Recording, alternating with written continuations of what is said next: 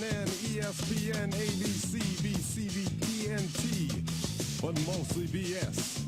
This is Talking Left with Danielle and Shane. The revolution will not be televised, will not be televised, not be televised. The revolution will be no rerun, brothers. The revolution will be live.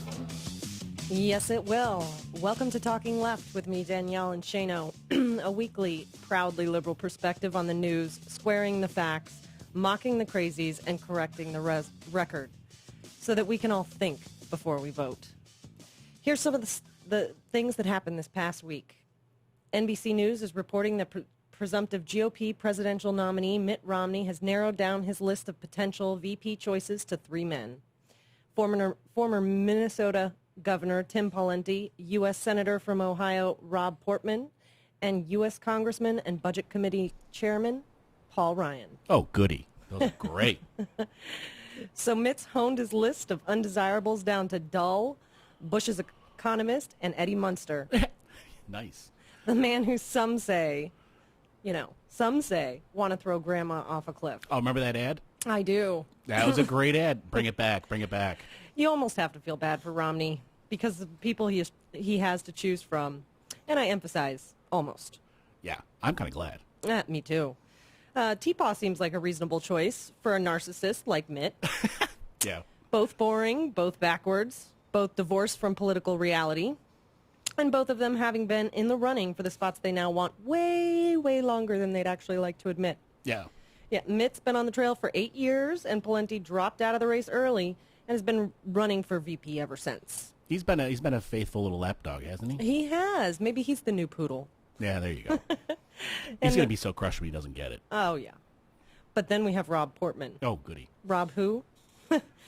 Our politically savvy listeners will know him, and he's been around a while. But Portman is considered an insider, and he's worked in the Bush White House on economic policies. Wow. That's who you want running the economy. Yeah, wouldn't that be great? More W economic policies. Absolutely. Ooh, savor the possibility. Yeah, because they worked so well before. Mm-hmm. Talking Left sees this as a great opportunity for the Obama campaign to run against the Bush record. Hello. If they're going to put in Bush's economists, then I'd say that's running against Bush's record. Yeah, unless they've had some kind of come-to-Jesus moment and that everything they did back then is they're going to do the complete opposite now. But of course not. Yeah, exactly. Psych. Yeah. Yeah, more Bush's policies. Romney and the right will whine about Bush not being on the ticket, but his policies are. Yep. So I think Obama should run on that, and they would definitely be embodied by Rob Portman. Mm-hmm. Finally, the budget monster, Paul Ryan, famous for his austerity measures, fear-mongering on the debt, and economic solutions that are centered on destroying the social safety net. Sounds like great policies to run on. Yeah. Well, a couple Democrats ran against them. Yeah, and won. Yeah. Upstate New York 23rd, yes, famously. And Gabby Giffords' seat. I forget the name of the gentleman who took that. But if you think about it, Mitt Romney, Democrats have already called the budget plan put out by Ryan the Romney-Ryan plan. If he's going to embrace it, may as well embrace it wholeheartedly. Absolutely. Hey, it'd be more economic policy than we've gotten from Mitt so far. Yeah, so I say we go for it. I say so. We give the Paul Ryan choice 2 big thumbs up. After all, Democrats have won, and by embracing, campaigning against the Ryan policies, so sure, put him on the ticket. And let's do the same for the White House. Sure. Absolutely. I agree. What else has been around? Former President Bill Clinton has come out blasting the new Romney ad about welfare reform, which we'll be getting into quite a bit later, as disappointing and not true. Romney claims that a recent Obama policy change that allows states greater control over welfare policies would end the requirement that people collecting aid actually work for it. Or seek employment. Seek employment, They call welfare to work. It was a thing in the 90s. I kind of thought they were all for states' rights, but that doesn't even... They are. Yeah, that doesn't even get Unless into Obama gives states more rights, in which case is the worst socialist idea ever created in the country's history. Yeah, but it doesn't even get into the other lies in that ad. We will later.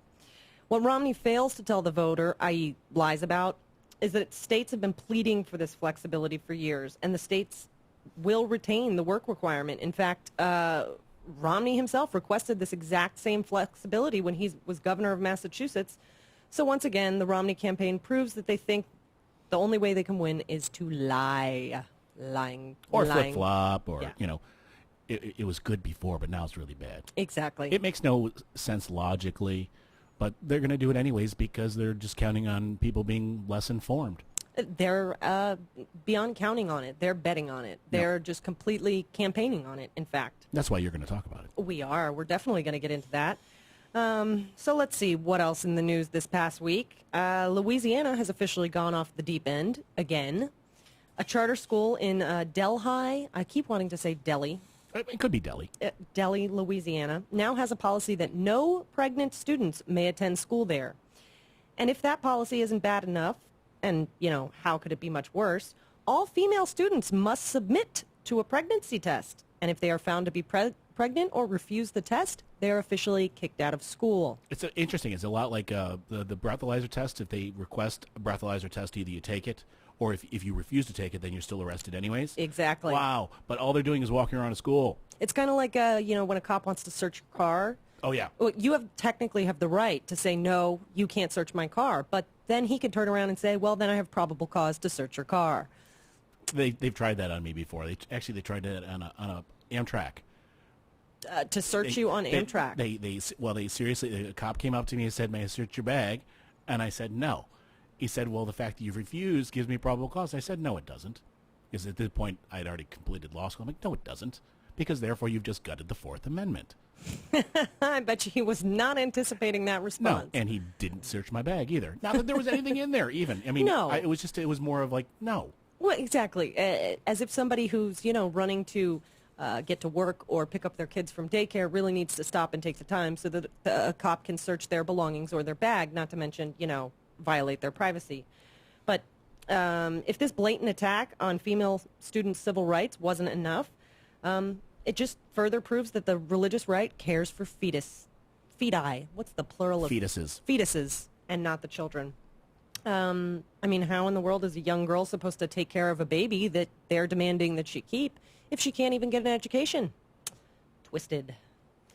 Oh, and even more lunacy from the right. The Supreme Court has refused to halt the execution of a mentally retarded man, despite the fact that the court itself has declared that to do so is unconstitutional. Under the Eighth Amendment. Yes, and Cruel and unusual. They specifically cited that the IQ of 70 was the cutoff, the right. ration. But giving no time for a hearing or even an explanation, the court issued a 2-line ruling on a man's life. That's how much a man's life is worth of their time. It read, the application for stay of execution of sentence of death presented to Justice Scalia and by him referred to the court is denied. The petition for writ of certiorari is denied. Thank you, Shano. Mm-hmm. It's a word that looks nothing like the way it is spelled. So the man to be put to death is... Oh, he was put to death. Yeah. Marvin Wilson, and he had an IQ of 61. Basically, the argument was that he had previously in high school tested above 70 because IQ tests are so completely scientific. Rick Perry and his state has now killed a mentally retarded man. That's your pro-life party in action for you. And remember, on the coroner's report, the cause of death will be listed as homicide. All this while the rich whine about taxes and pledge to lower those dastardly Obama high rates. Second highest in the world, they exclaim. Yet a recently published study reported by the Huffington Post reveals that 10 of the largest corporations in America paid an average of 9% last year. That's right, 9%. How much do we pay? About 30% on there average. You go. Those damn high corporate taxes, they're job-killing, destroying taxes, aren't they? Yes. 9%. The corporations included Wall Street banks like Wells Fargo, J.P. Morgan Chase, oil companies like ExxonMobil and Chevron, and tech companies like Apple, IBM, and Microsoft. And if that doesn't really tick you off, ExxonMobil paid an effective rate of only 2% on their $73.3 billion earning last year. And Chevron's was just 4%. Wow. Those good thing they have those subsidies. Yeah, and good thing that, they really want to lower those corporate rates. I think we're going to actually be paying them for the right of having their business in this country if we get Mitt Romney and as president and more. There of are the some right. corporations that actually have a negative effective Yeah. tax rate. So Yeah. This is the GOP applauds ending tax subsidies for wind farms and demands that oil companies maintain their tax breaks. Absolutely incredible. It's hard to believe that anyone outside of the top 1% falls for any of the bull coming out of the Republican Party. I almost said Republican farty, I guess because they're full of hot air. But unfortunately, people still do. And last but certainly not least, there were 3 major developments in 3 mass shooting events cases that have been big news in the national media. Why these three are covered while thousands go unreported by the media is a completely different issue entirely. But here are the updates. The shooter in Arizona, Jared Loughner, responsible for injuring Congresswoman Gabby Giffords and killing 6 others, pled guilty in a plea agreement for life in prison in order to avoid the death penalty.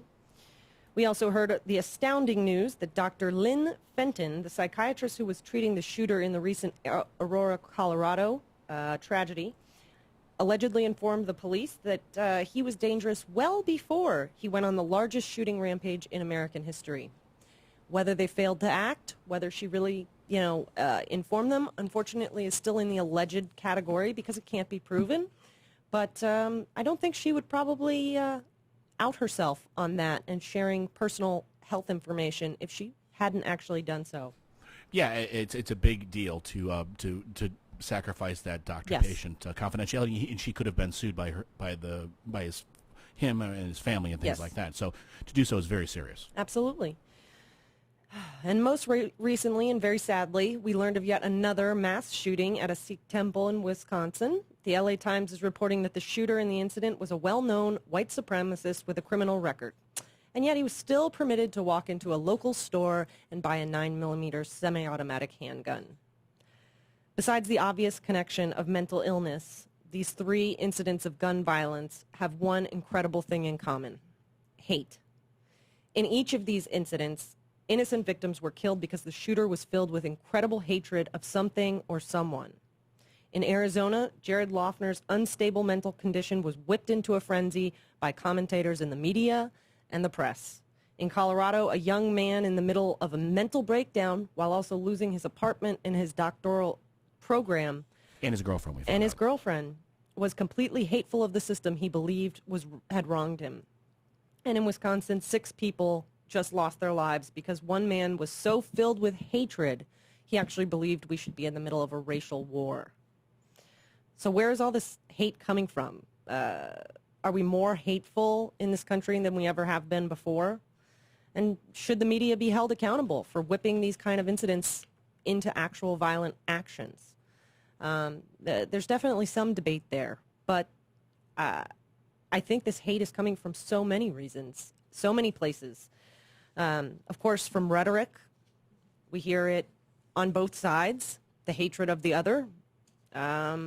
I suppose we've probably been guilty of it here in our discussion of the right. I don't know if what we don't hatred. We don't spew in hatred, but we definitely have a clear line that we draw of where we stand. Yeah, but that's an opinion about something. We don't vilify.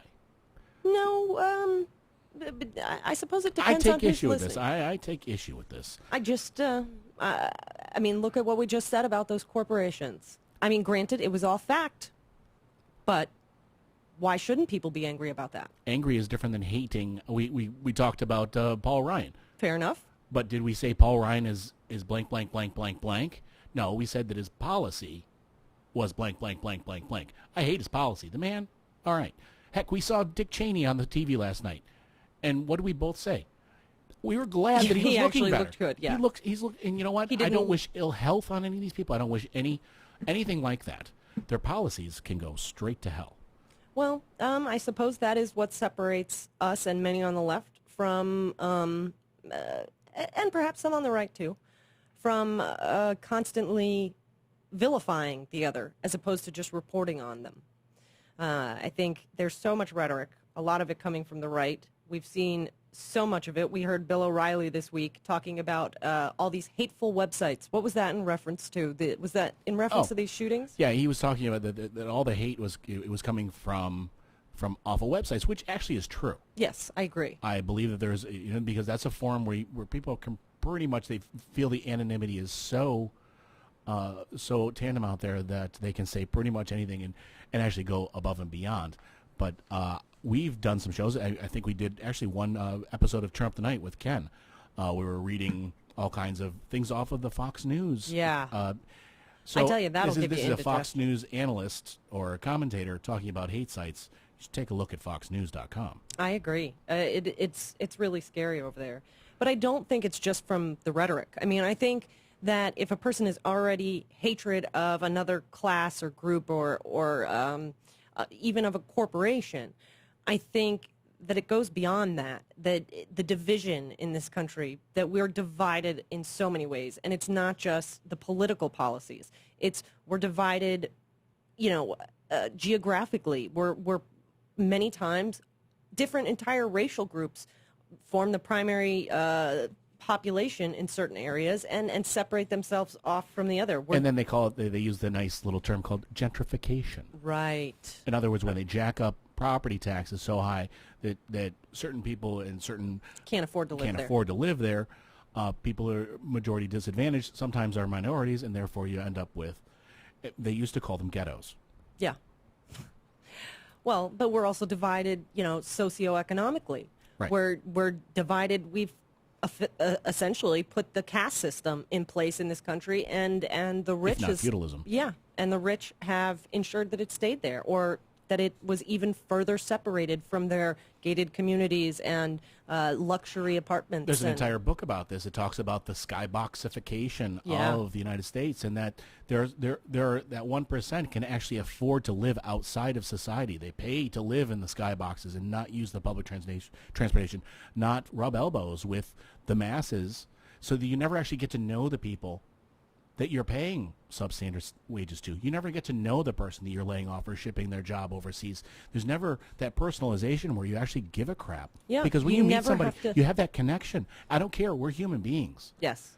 And you know what? I don't think these are evil people. I think they're just not thinking. They're selfish. Well, and they never have to explain to one of those employees that they lay off, or the people getting subsidies why they don't want to pay taxes, that they've tried to take away the American dream, that they've taken away those promises that this country has really had a history of from our very beginning. They've made the American dream into becoming a millionaire, winning the lottery, having the 50-foot yacht, when the American dream never used to stand for that. No. And all what it was does... the American dream used to be enough money to, keep your, have a family, have a place to live, not have to worry every single month, have a vacation maybe, and then be able to retire. Yeah. And that your kids could grow up and have an opportunity. Yeah, but now it's either you're a millionaire or you are in poverty and can't pay all your bills. And people are angry. They've lived their life getting all these promises that one day you'll be rich, one day you'll be powerful. But they're angry. But you have to. The thing is that the power class wants that division there. And when we really look down at it, we have a lot more in common, 99% of us, than the rhetoric really. They talk about class warfare, and they say, there's no class. There is class warfare, and the rich are winning. And the thing is that there is enough in common that we can get past this hate. We're not going to agree on all kinds of social issues and things like that, but in terms of economic issues and in terms of that American dream that we were just talking about, pretty much everyone still holds that near and dear. I certainly hope so. I know that I do. I know that many people we love and care about and call our friends and family do.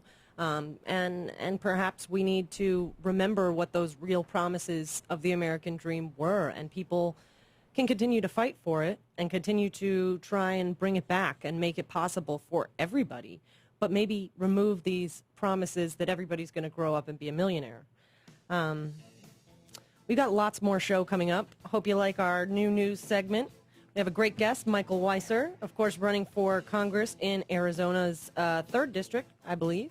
He'll be with us next, so don't go anywhere. We'll be right back here on Talking Left with me, Danielle, and Shano. Whoa! Awesome! Totally awesome! All right! It's Talking Left with Danielle and Shano.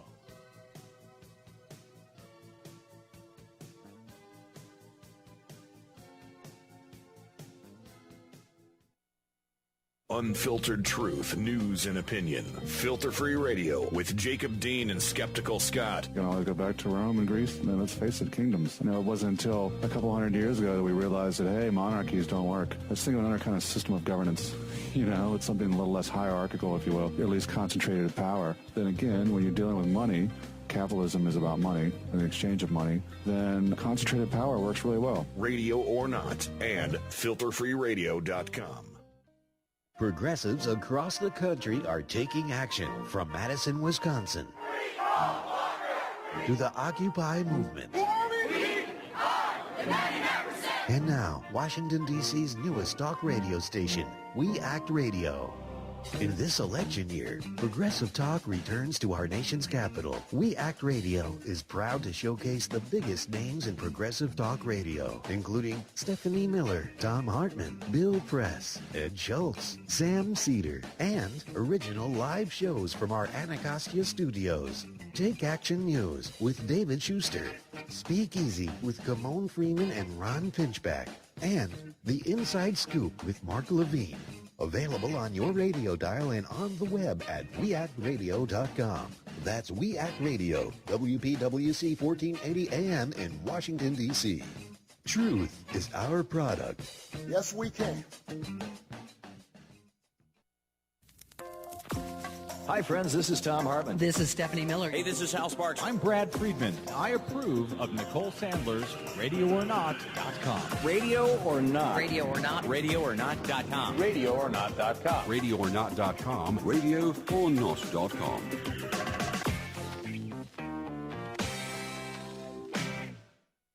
Hi, this is Tim Cormall from The Tim Cormall Show. Join me and my guests most weeks for a progressive roundtable discussion about politics, news, and other fun topics. We laugh a lot about the hilarious antics of the right-wing nut jobs, as well as have serious discussions about issues affecting all of our lives. You can check out The Tim Cormall Show at timcormall.com, where you can subscribe to the show for free in iTunes by searching for The Tim Cormall Show. You can also follow me on Twitter at twitter.com/Tim Cormall. That's CORRIMAL. So come on over and join in the fun at timcormall.com.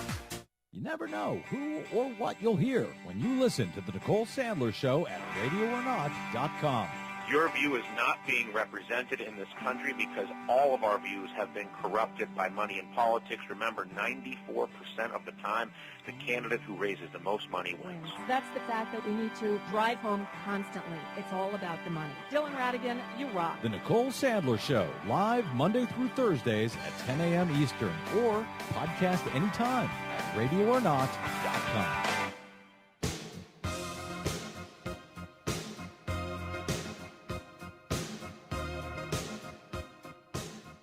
You're listening to Talking Left with Danielle and Shano. Yes, you are. We're trying out a new format tonight. Hope everybody likes it. And part of that new format is every few minutes, we're going to give you a fun and new interesting segment. And this one is, what did we decide to call it, Shane? I'm still working on a name for this one. A close family friend, and I'm not going to say his full name. His name's Mr. G, and that's actually what I call him. You've met him. And there are certain family members, we all have them, who have gone off the deep end in terms of conservative views and things like that. And so I get all those bulk emails, the viral conservative craziness. Now, I have to be honest with you, most of the time I don't read them.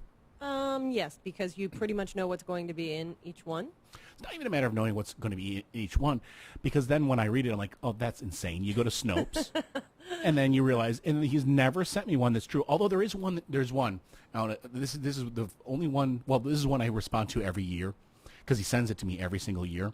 This is fantastic. He sends me the worst off economies of major United States cities every year, the bottom 10, and then points out that 7 out of 10 of the mayors in those cities are Democrats, so therefore it's Democratic policies. Gotcha. Okay. Every year.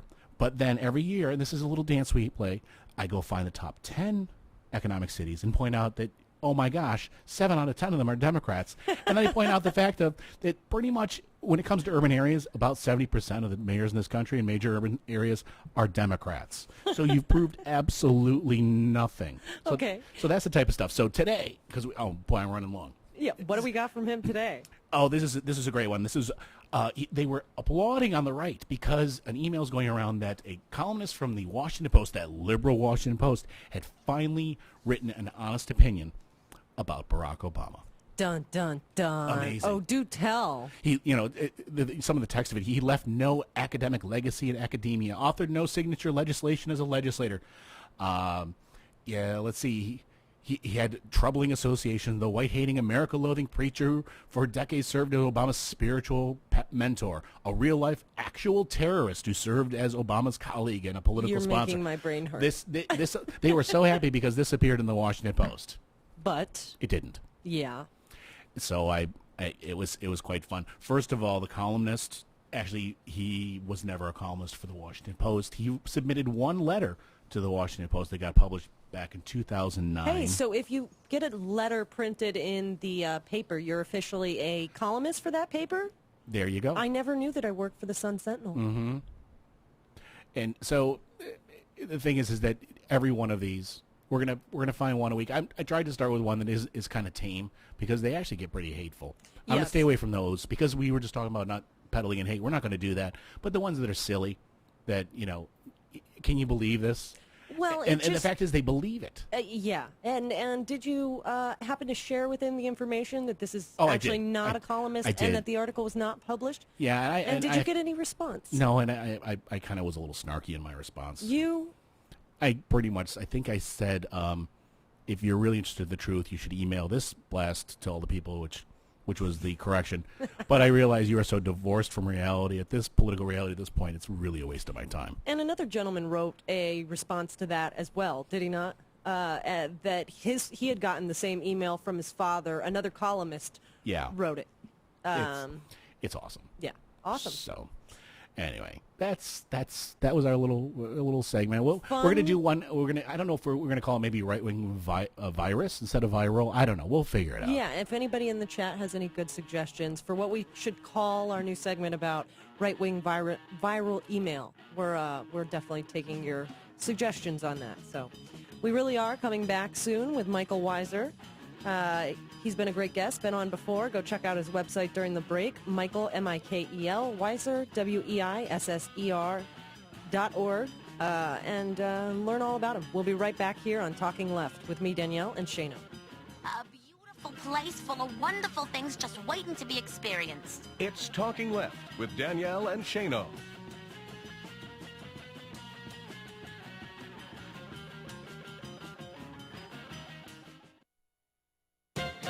At last, we have a clear sign that Mitt Romney really is a man of the people. The proof of his populist pudding came on his recent political foray to jolly old England. While in London, the multimillionaire financier and presidential hopeful showed his common touch by chowing down with about 250 local folks on a humble meal of fish and chips, served up in paper cones. Wow, down home. Well, not exactly. Folks mischaracterizes Mitt's crowd since the ticket price for the chow down was $25,000 to $75,000 per head for fish and chips. As one somewhat surprised attendee noted, it was the most expensive halibut in town. And the donors were not truly locals, but American financiers who were top executives working in the London financial district for the biggest Wall Street and British banks, hedge funds, and such private equity outfits as Romney's own money machine, Bain Capital. They were drawn to Mitt's political flame because, 1, he hails from their self-centered and self-serving world, and 2, he fully embraces their sad complaint that public criticism and the push for more regulation of elite bankers has gone too far. With tongue-clucking empathy, Romney assured these privileged ones that America's banking reforms were unnecessary and overly burdensome, and he would repeal them. However, the timing of his denunciation of U.S. policy was off, for British banks such as Barclays and HSBC are presently ensnared in public scandals involving massive consumer rip-offs and gross ethical violations. Still, in this ornate ballroom with millionaires munching the food of the commoners, any outrage from actual commoners was, as one muncher said dismissively, just background noise. This is Jim Hightower saying, yeah, power to the 1%. To get more of Jim Hightower's populist take on what Wall Street and Washington are up to, visit www.hightowerlowdown.org. You're listening to WIN, Workers Independent News, a production of Diversified Media Enterprises. I'm Doug Cunningham. Ford Motor Company Vice President John Fleming says he wants to keep wages for Detroit 3 automakers on a permanent two-tier system, paying much lower wages for new hires than what veteran United Auto Workers members get. The two-tier wage system was a concession made by the UAW in 2007 that allowed Detroit 3 automakers to pay new hires about half what regular UAW members earn, up to a total of 20% of the workforce at the automakers. The lower wage workers are supposed to come up to the full wage of about $28 an hour when more workers are hired over time if the automakers reach the 20% two-tier cap. Chrysler opposes making two-tier permanent. Workers don't like it either. UAW President Bob King has acknowledged that the UAW's long-standing value of people receiving the same pay for doing the same work is violated by two-tier, but the UAW says its top priority is making sure that the automaker companies are successful because, quote, workers have the biggest risk and stake in the company's future. This means keeping the companies globally competitive and profitable, end quote. The UAW contract expires in 2015. The Canadian auto workers are about to begin their contract talks next week. 20,000 workers are on a two-day strike against Ma Bell in 4 states. Jesse Russell reports. A deal reached by AT&T with workers in the southeast United States is being overshadowed by strike action in California, Nevada, Hawaii, and Connecticut. 20,000 employees walked off the job Tuesday as the company failed to reach an agreement with the Communications Workers of America. According to the CWA, the contract proposal from the telecommunications giant includes massive healthcare cost shifting to workers and their families. Additionally, the contract calls for reductions in retirement security. The Connecticut workers held an unfair labor practices strike on Tuesday, alleging that the company wasn't bargaining in good faith. Charges have been filed with the National Labor Relations Board. The CWA represents more than 3,000 employees in Connecticut and nearly 17,000 in Nevada and California. The workers are also concerned about job security and the company's increased reliance on contractors. The AFL-CIO says the latest jobs numbers show the U.S. is still struggling to climb out of the worst recession since the Great Depression. The Labor Federation says the 163,000 jobs created in the latest monthly report shows faster progress in that climb, but it's still inadequate. The AFL-CIO says the jobless rate remains unacceptably high, especially for African Americans and Latinos, and the AFL-CIO says that Republicans in Congress have taken every opportunity to slow and stymie this recovery process. You've been listening to WIN, Workers Independent News. For more information, visit laborradio.org. Ranger Station, Ranger speaking. Yeah, hi. I'd like to report a bear sighting. Location. In the forest, near the side of the road. No need for alarm, sir. The forest is where bears live. But this was no ordinary bear. No ordinary bear? Yeah, 1 second I'm having a smoke taken in the view. Next thing I know, I am face to face with Smokey Bear. Let me guess, Smokey had a tip for you. He did. He must have seen me toss my cigarette on the ground. He told me never to do that because it only takes 1 spark to start a wildfire. He's a smart bear. Did you know that 9 out of 10 wildfires are caused by humans? That means 9 out of 10 wildfires can be prevented. That's what Smokey said. I had no idea. That's why Smokey's famous, and you're not. Good point. If you see someone in danger of starting a wildfire, step in and make a difference, because 9 out of 10 wildfires are caused by humans. Brought to you by Smokey Bear, the U.S. Forest Service, your state forester, and the Ad Council. Learn more at smokeybear.com. Only you can prevent wildfires.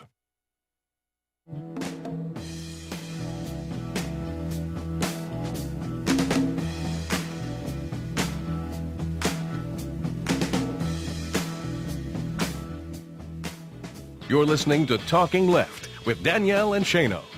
Yes, you are. Welcome back to Talking Left with me, Danielle and Shane. We have a great guest, a fine gentleman, a true patriot on the phone with us, Mikel Weisser, running for Congress in Arizona's 4th District. Forgive my misspeak earlier. Poet, artist, Democratic activist, and much, much more. Mikel, can you hear us okay? I can hear you just fine, Danielle. How are you doing? We are doing great. Thank you so much for taking time for us today. How's the weather in D.C.? Hot. Extremely hot. And that's coming from somebody who just moved from Florida. That's a bad sign when the Florida people think it's hot. Yes, it's hot and humid, and my AC in my car broke on Sunday. So awesome. Good news. Overwork, I guess. Yes, perhaps. So tell us, Mikel, how is the campaign coming along? Of course, I did inform everybody that they need to run over to your website, mikelweisser.org. All the links will be up after the show, and Mikel Weisser on Twitter. It's also up on the screen for anybody watching on YouTube. But tell us how it's coming. Oh, we're having a really exciting time. We're now in the phase of the campaign that's lots of candidate forums, and so I've had a better chance of finding out how tough it is to actually tell the right they're wrong to their face. I understand why so few people do it, because it's a little bit of a challenge. They don't take it well. Yeah, they don't take it, and as I've seen, they have a tendency to filibuster even in general conversation. So are you experiencing that as well? Oh, yes. We've had 3 candidate forums in the last couple of weeks. My wife is also a candidate for state senate, so I attend her forums as well, to give moral support. And even in the lobby, if you end up accidentally, passing through politics on your way to talking about the weather, you got to get told how you're an awful commie destroying the country because you're a Democrat. Well, it's very interesting that you bring that up, because we were talking last segment about hate and how the hate rhetoric has gotten so strong in America that we're now seeing it played out in all these horrible gun violence incidents. And I heard through the grapevine that you've experienced that personally with some anti-Semitic hate mail. Is that correct? That's true. Now, for the listening audience, I'm not Jewish, and I don't see anything wrong with being Jewish, but I got some hate mail this last week that used the word Jew as if it was the worst insult in the world. It was like a 4-page letter. It used some variation of Jew that we won't 16 times. Right, lovely. The only thing that it used more than that was some variation of a certain S word. Interesting. Often the two connected, put that together that's however amazing. you want, right? Yeah. And any indication of what prompted that email, or what communist, socialist, leftist policy you may be supporting that obviously ticked this person off? Let's see. Among the things that they commented on was my concern about improving immigration for economic refugees, and my support of the LGBT community, which is, in fact, third in the list of epithets were things that were related to homophobia, from using the word effeminate all the way over to, profanity. I happen to be wearing a purple shirt with the LGBT caucus right now as we're talking, so I hope that author isn't listening, because he's going to send me something else, I'm sure. Oh, and this was an author. Or do you just mean... It was a letter. It was a diatribe, the author of the letter. The author of the letter, I mean. Gotcha. Yeah, it was mailed from someplace in rural Arizona, but we don't know where, because the address turned out to be a fake. The Jewish Anti-Defamation League and the FBI are currently investigating it. Wow. It's a sign that I've gotten up to the big time when I'm pissing people off that much. Yeah, absolutely. I mean, we say it in talk radio, and I'm sure it's even more true in politics, that if you're making everybody happy, you must not be doing something right. Yeah. 2 weeks ago, I gave a speech, which listeners can find on YouTube, my name with the date 7/26/12. And after I gave that speech, 2 Republican candidates used their time at the mic to call for me being fired as a teacher because, quote, I was espousing Democratic talking points. Wow, but I'm sure they wouldn't have anything to say if it was a conservative up there that also happened to be a teacher, though that is perfectly fine in their book. Yes, yes.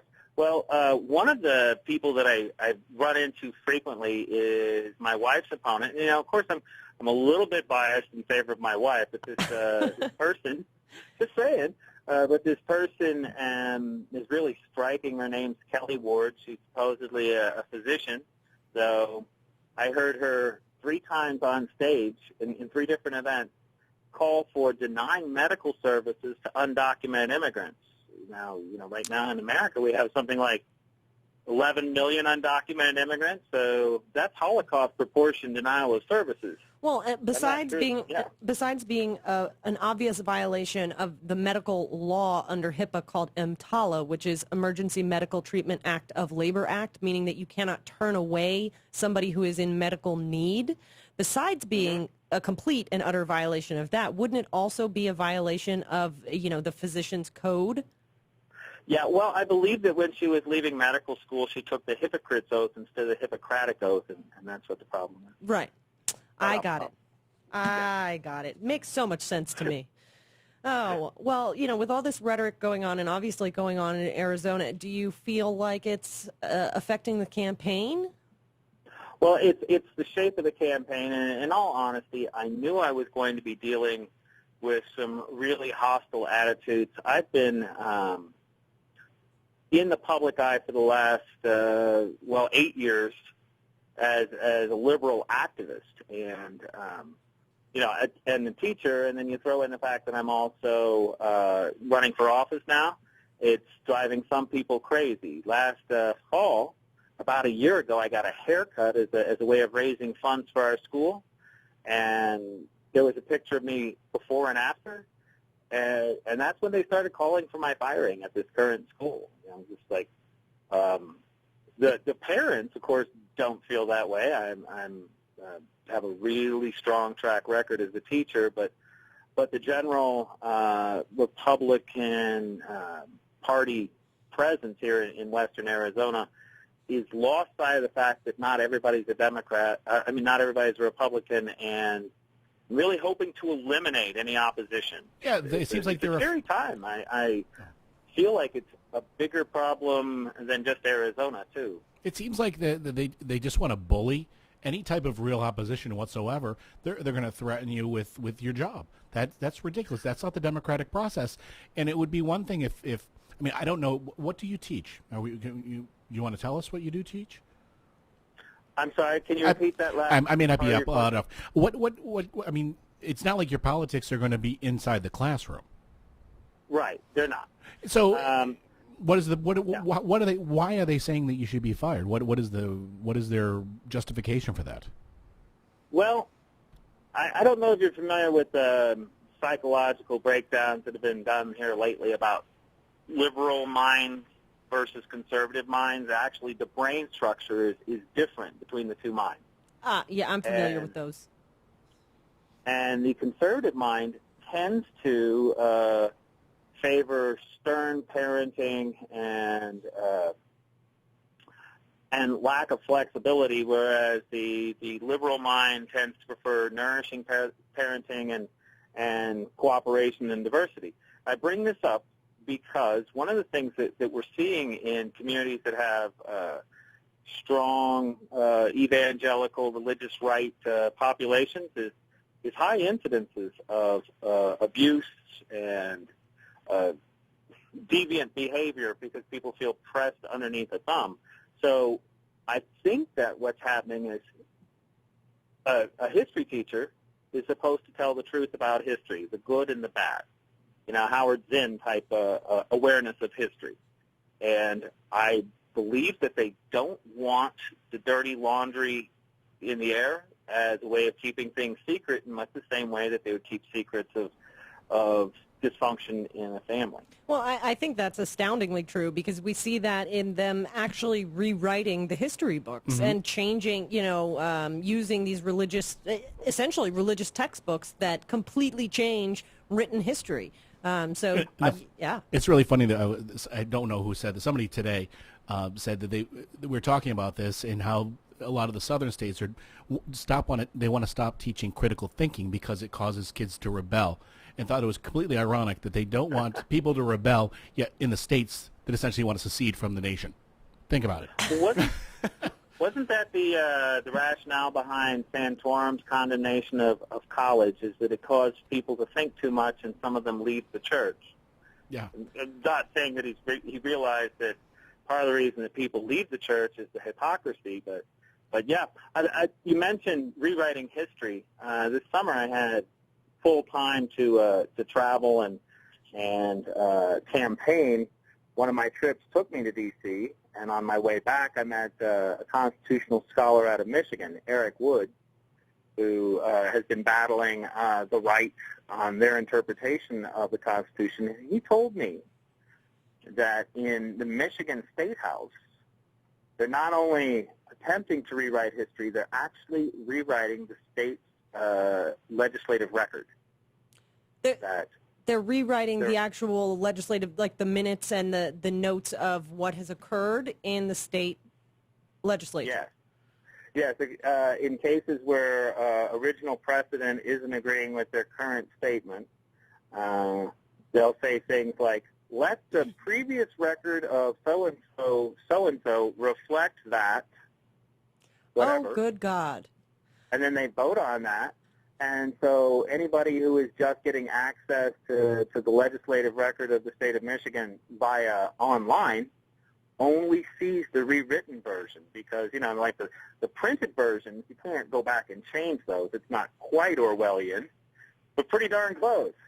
That is pretty scary. I mean, with that rationale, the current, National Congress could essentially just go back and let's rewrite the Federalist Papers. Yeah, or let the Constitution reflect just change it however they want. Oh, we have the Supreme Court to do that. Yeah, well, they do a good enough job of ruining that on their own. Well, one of the phrases I use in my speeches is that if you can keep a public sick and ignorant and afraid and poor and feeling hopeless about that, they're really easier to control. And I see that is an agenda that the right are bringing out, at least out here in Arizona. Every speech I hear from a Republican, and I'm not being hyperbolic, involves some reference to repealing Obamacare, which is a way of guaranteeing. Yeah, go ahead. Yeah, which we know is a dead issue regardless because the president would veto it. Well, but thankfully we have, fine, strong gentlemen like you to go out there and fight for the rights of the actual people and do what needs to be done. And we wish you the best in your campaign. Is there anywhere coming up that people can come and meet you and donate perhaps to the campaign? Well, if anybody's listening from Arizona, on Saturday I'm the musical entertainment and feature speaker at Mojave County Annual Democratic Picnic. On Monday, that'd be the 13th, I will be at a candidates forum, which will be online and on the radio with KNTR. Awesome. I think that's Bullhead City, but no, I'm sorry, out of Lake Havasu. And then I just finished a whole slate of public appearances. So we're getting ready for the primary here. The primary comes at the end of the month, and I am in a contested primary. I want to be sure that everybody understands that. But I'm a rarity among progressives. I'm the one that's likely to win my primary. Well, so that could really shake things up if the Republicans on a national scale had to deal with the fact that there's somebody calling them out on their crap. Well, I'm into that, and everybody, of course, can go and support the campaign regardless of where they live and support a true progressive like you over at mikelweisser.org. And what's your wife's website? She does not have one. Oh, well, we need to work on that, but please send us her information so we can put that in the blog post as well.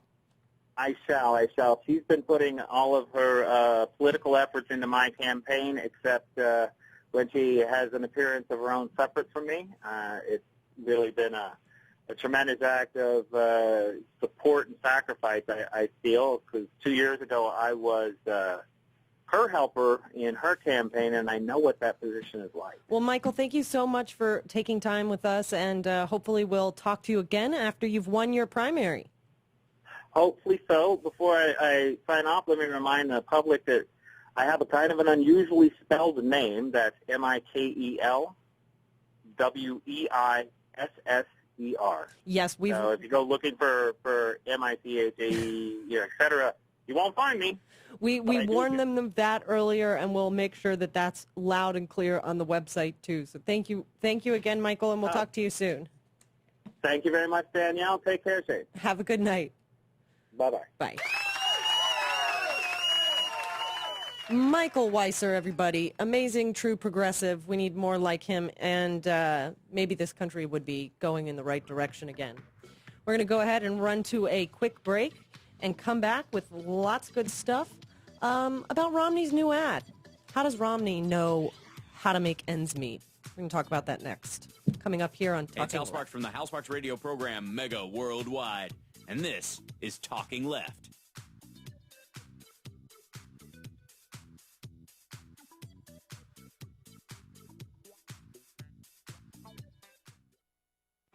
You never know who or what you'll hear when you listen to The Nicole Sandler Show at RadioOrNot.com. Alan Grayson, you're the best. We love you. We need you back in Congress, and I'm here to do whatever I can to make that happen in my own little way. Thanks. I enjoyed the time with you personally. I wish that the listeners could get to know you the way that I know you and understand that you're the same person off the air as you are on the air. It's not some kind of shtick. You really do care greatly about all the important things in life, and you understand that sometimes people just need a helping hand. Yeah. And that the world, as John Kennedy said, doesn't start out fair. You have to make it that way. The Nicole Sandler Show, live Monday through Thursdays at 10 a.m. Eastern, or podcast anytime at RadioOrNot.com. Hi, this is Kenny Pick from Turn Up the Night. Here are some of the hijinks you can expect from my show. That right-wing Republican from Texas was only helping Dennis because he thought Dennis would be easier for Joe the plumber to beat than Ken.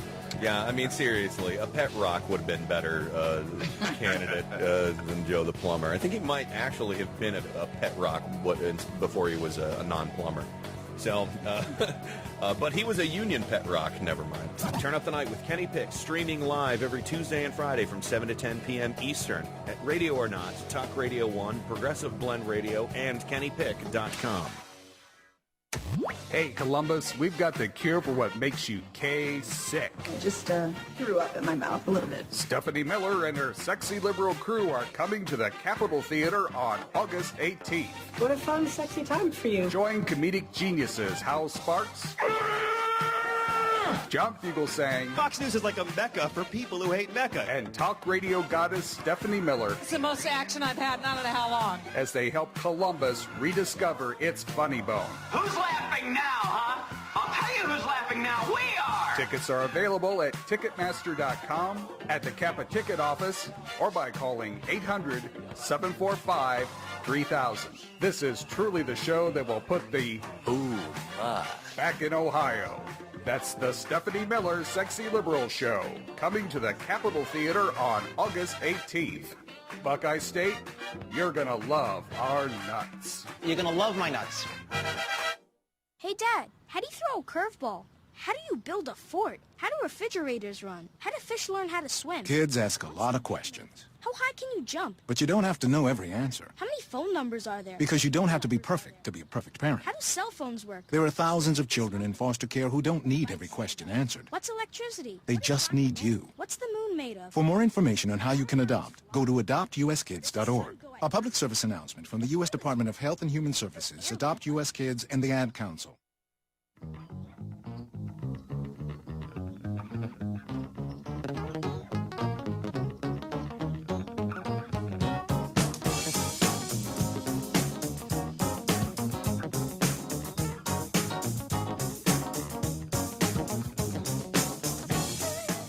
You're listening to Talking Left with Danielle and Shane. Yes, you are. Welcome back to Talking Left. Thank you guys for checking out the show, and a reminder to support all of our great stations. Of course, SoFlo Radio, Talk Radio 1, Progressive Blend Radio, our home sweet home over at radioornot.com. And hey, go and subscribe to our new YouTube channel. We've only got a couple subscribers over there. Help us out. Well, the thing is we just started it up, and we were kind of been doing a slow rollout, in DC, but I think we're starting to get the new formatting down, the new technical stuff and all that. So it's going to get fun. Yeah, now we can actually have fun and start promoting a little bit. And thank you very much to the people who jumped over on Twitter and helped us out there as well. Yay. That's right, because we didn't do it, did we? No, we didn't. I did a little, like 5 minutes before the show. Yeah, I'm kind of busy until like 6:40. Yeah. So how about this one? I figured I'd try to find, if we're talking about Arizona, I got an Arizona story for you. Oh, yeah? This is what we're dealing with. Phoenix, Arizona. Phoenix, Arizona, mother accused of putting beer in her son's sippy cup. Come on. Oh, that is so a Stephanie Miller future wife right there. I wasn't even thinking of that. But I have to say, this is, okay, this is a bad thing to do. Yes. But I when I was a kid, and back me up, people out there who are over the age of, 35, tell me your parents didn't put vodka on your gums when you were teething. It was whiskey in my house. Yes. So, hey, even you know this. Come on. I mean, yes. But there is a difference between putting whiskey on your child's gums or to soothe a teething child and just flat out pouring beer into the sippy cup. The only reason beer should ever be put into a sippy cup is if you're that drunk that you need the sippy cup in order to not spill. Oh, that's a really good thing. Yes, they need adult-sized sippy cups. There we go. I think they just stick them in people's hats now. But I guess the whole story was the baby kept reaching for the pitcher. So obviously she had a baby in a bar. Yes, she did. She had a baby in a bar. And poured beer in. Because the kid kept reaching for it, well, the kid wanted it. Because 2-year-olds make the best decisions. Absolutely. So what do? You put the beer in the sippy cup. And was she arrested? Was she detained for that bad parenting? Yeah. Yeah? Yeah, pretty much. Unbelievable. She was in a restaurant. In a restaurant. Okay. Well, but she sounds like she's obviously going to be a great mother if she gives her kids everything based on what they're trying to get. Sounds good to me. Yeah. Reason number 575 why I'm not a parent. You would not put beer in the sippy cup. Well, I would never put beer in the sippy cup. No, you wouldn't. So there's. I wonder how she votes. I've got a sneaking suspicion. I have a suspicion she doesn't. Hope you guys like all these fun stories. We'll be right back with news on Romney and how he has to make ends meet. Get ready for that. That's laughable.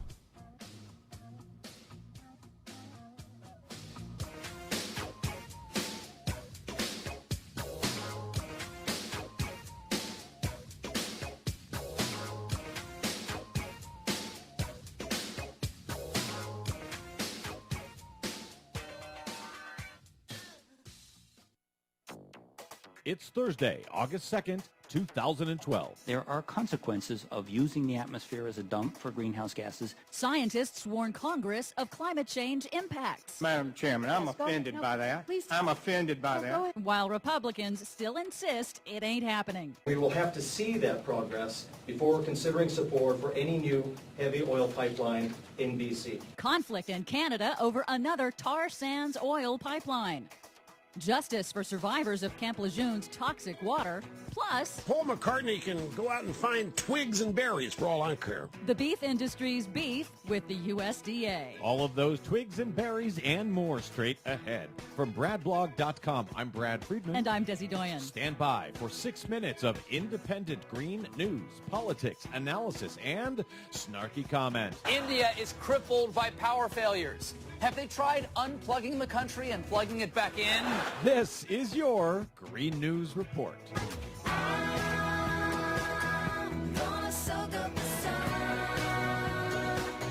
Okay, Des, a few oil industry fun facts before we get started, courtesy of Think Progress. Every hour so far in 2012, the 5 largest oil corporations have recorded a $14,400,000 profit. That is in every hour so far in 2012. Wow, that's a lot of money. It's a lot of money, and our U.S. government continues to give them many, many more millions each and every hour. Well, money is also the matter up in Canada, where there's a battle brewing over tar sands. It's not the proposed Keystone XL pipeline in the U.S., but another proposed tar sands pipeline pipeline that's dividing Canada. British Columbia's Premier, Christy Clark, is withholding permission for the controversial Northern Gateway pipeline, which would carry heavy tar sands oil from neighboring Alberta across hundreds of miles of British Columbia wilderness to British Columbia ports for shipment to China. BC's Environment Minister Terry Lake, though, says much more needs to be done to reduce the environmental impact of any pipeline and improve oil spill response capability, but more importantly, they want a cut of the revenue. Given that BC would shoulder 100% of the marine risk and a significant portion of the land-based risk, we do not feel the current approach to sharing these benefits is appropriate. A fair share of benefits will be the focus of negotiations should there be any interest in pursuing a new heavy oil pipeline in British Columbia. Right now, BC will get $0 from Alberta's oil revenue. Here in the U.S., the National Cattlemen's Beef Association has a real beef with the U.S. Department of Agriculture. Last week, the USDA was forced to withdraw and apologize for an internal department newsletter that encouraged employees to try Meatless Mondays in the building's cafeteria. That's a program started by vegetarian Sir Paul McCartney of the Beatles as a simple and painless way to help individuals reduce their environmental impact by going meat-free on just one day of the week. Now, does the USDA work with only beef producers, or does the A stand for agriculture, as in corn and other vegetables? Oh, indeed. But the powerful meat industry lobbying group, the National Cattlemen's Beef Association, was totally outraged. They said the very idea of Meatless Mondays, quote, should be condemned by anyone who believes agriculture is fundamental to sustaining life on this planet. Oy. Justice for the survivors of Camp Lejeune water contamination. The Republican-controlled U.S. House has finally passed some legislation that would cover the medical costs of hundreds of thousands of Marines and their family members who have suffered high cancer rates after decades of exposure to contaminated drinking water at Camp Lejeune, North Carolina, the largest water contamination case in U.S. history. Well, that's very thoughtful of the Republicans. Unfortunately, the legislation comes too late for many. The contamination took place between 1950 and 1985, and thousands of victims have since died. More hyperbole on Capitol Hill. You're asking us to have unprecedentedly high electricity prices in order to avoid a danger that's not as real as it appears. Suddenly, it was Climate Week in the U.S. Senate. In the midst of a record national drought and on the heels of a bombshell new study this week from a prominent Koch-funded climate skeptic, finding that, quote, global warming is real and humans are almost entirely the cause, on Wednesday, in the first Senate hearing in years on the economic impacts of climate change and extreme weather, Republican anti-science deniers again insisted global warming is not happening at all. In the last 10 years, we've seen virtually no change in the temperature. However, the Democrats and actual climate scientists in the hearing disagreed. We really reached the point where the question of whether the Earth is warming is really no longer in doubt. There are consequences of using the atmosphere as a dump for greenhouse gases. I find it quite incredible that we're raising the question about whether global warming is a real problem. Global warming is certainly not a hoax. There's no hoax. There's no conspiracy. It was a contentious hearing. Glad to hear that there actually was one in the Senate, which is controlled by Democrats. So where have they been all this time, Des? Fighting with the Republicans, as usual. I couldn't help but notice that Chairman Barbara Boxer's end to the meeting may have said it all. Okay. Wow. For more on that hearing, the other stories we covered today, and the ones we couldn't get to, please check out our website at greennews.bradblog.com. While you're there, please consider a donation to help support the Green News Report. We rely on you, not the Koch brothers, to stay on the air and keep telling you the truth over your public airwaves. From BradBlog.com, I'm Brad Friedman. And I'm Desi Doyen. And this has been your Green News Report. Okay. Wow.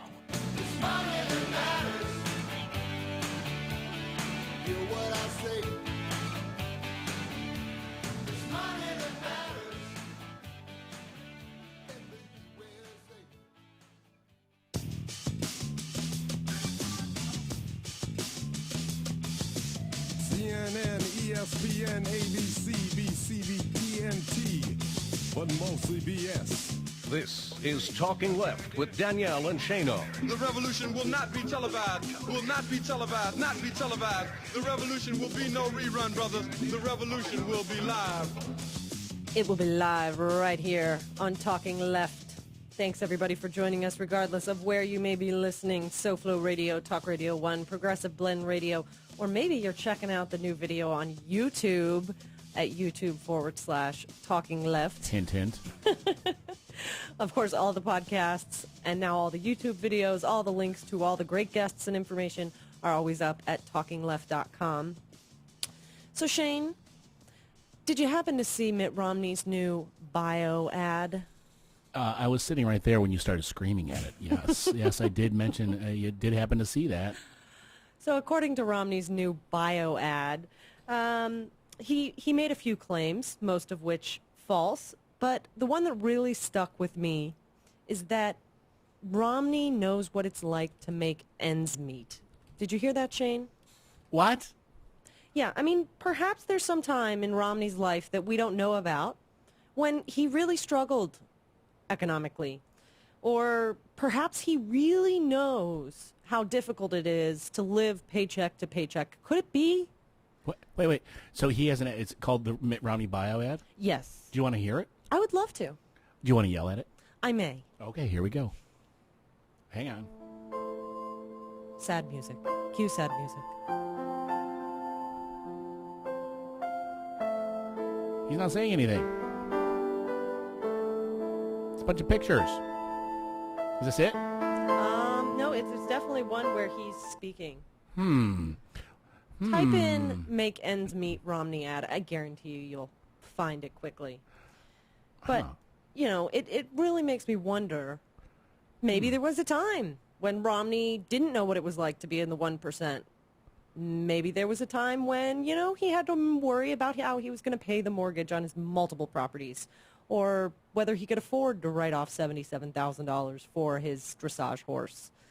And, you know, maybe people who are actually living in poverty, who are actually living from paycheck to paycheck, shouldn't be so offended that he would make such a horrendous claim. But I don't think so. In doing some research, you know, giving Mitt the benefit of the doubt, I looked up, of course, George Willard Romney's record, Mitt Romney's father, and found out that just 1 year after Mitt Romney was born, which was 1947, in 1948, George Romney joined Nash Kelvinator, which was the precursor to the American Motor Company and essentially the precursor to Ford.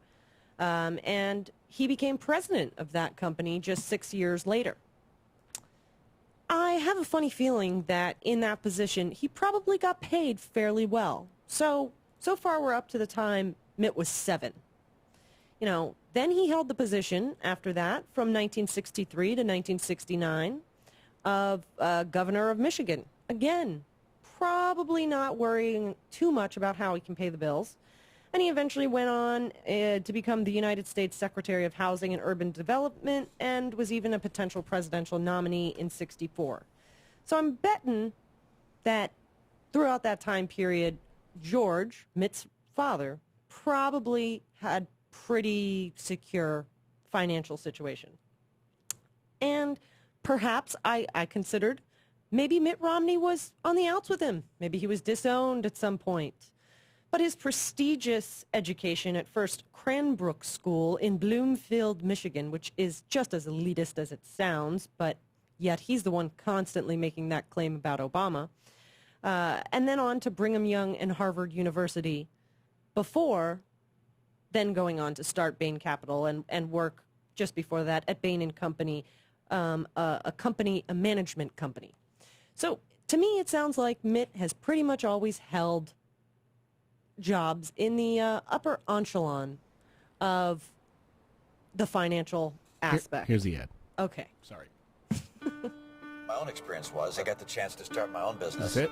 I know what it's like to hire people and to wonder whether you're going to be able to make ends meet down the road. Doesn't that just make you want to scream? That's the part that they made here. Okay. I got the chance to start my own business. I know what it's like to hire people and to wonder whether you're going to be able to make ends meet down the road. Really? So... That was when I heard the scream.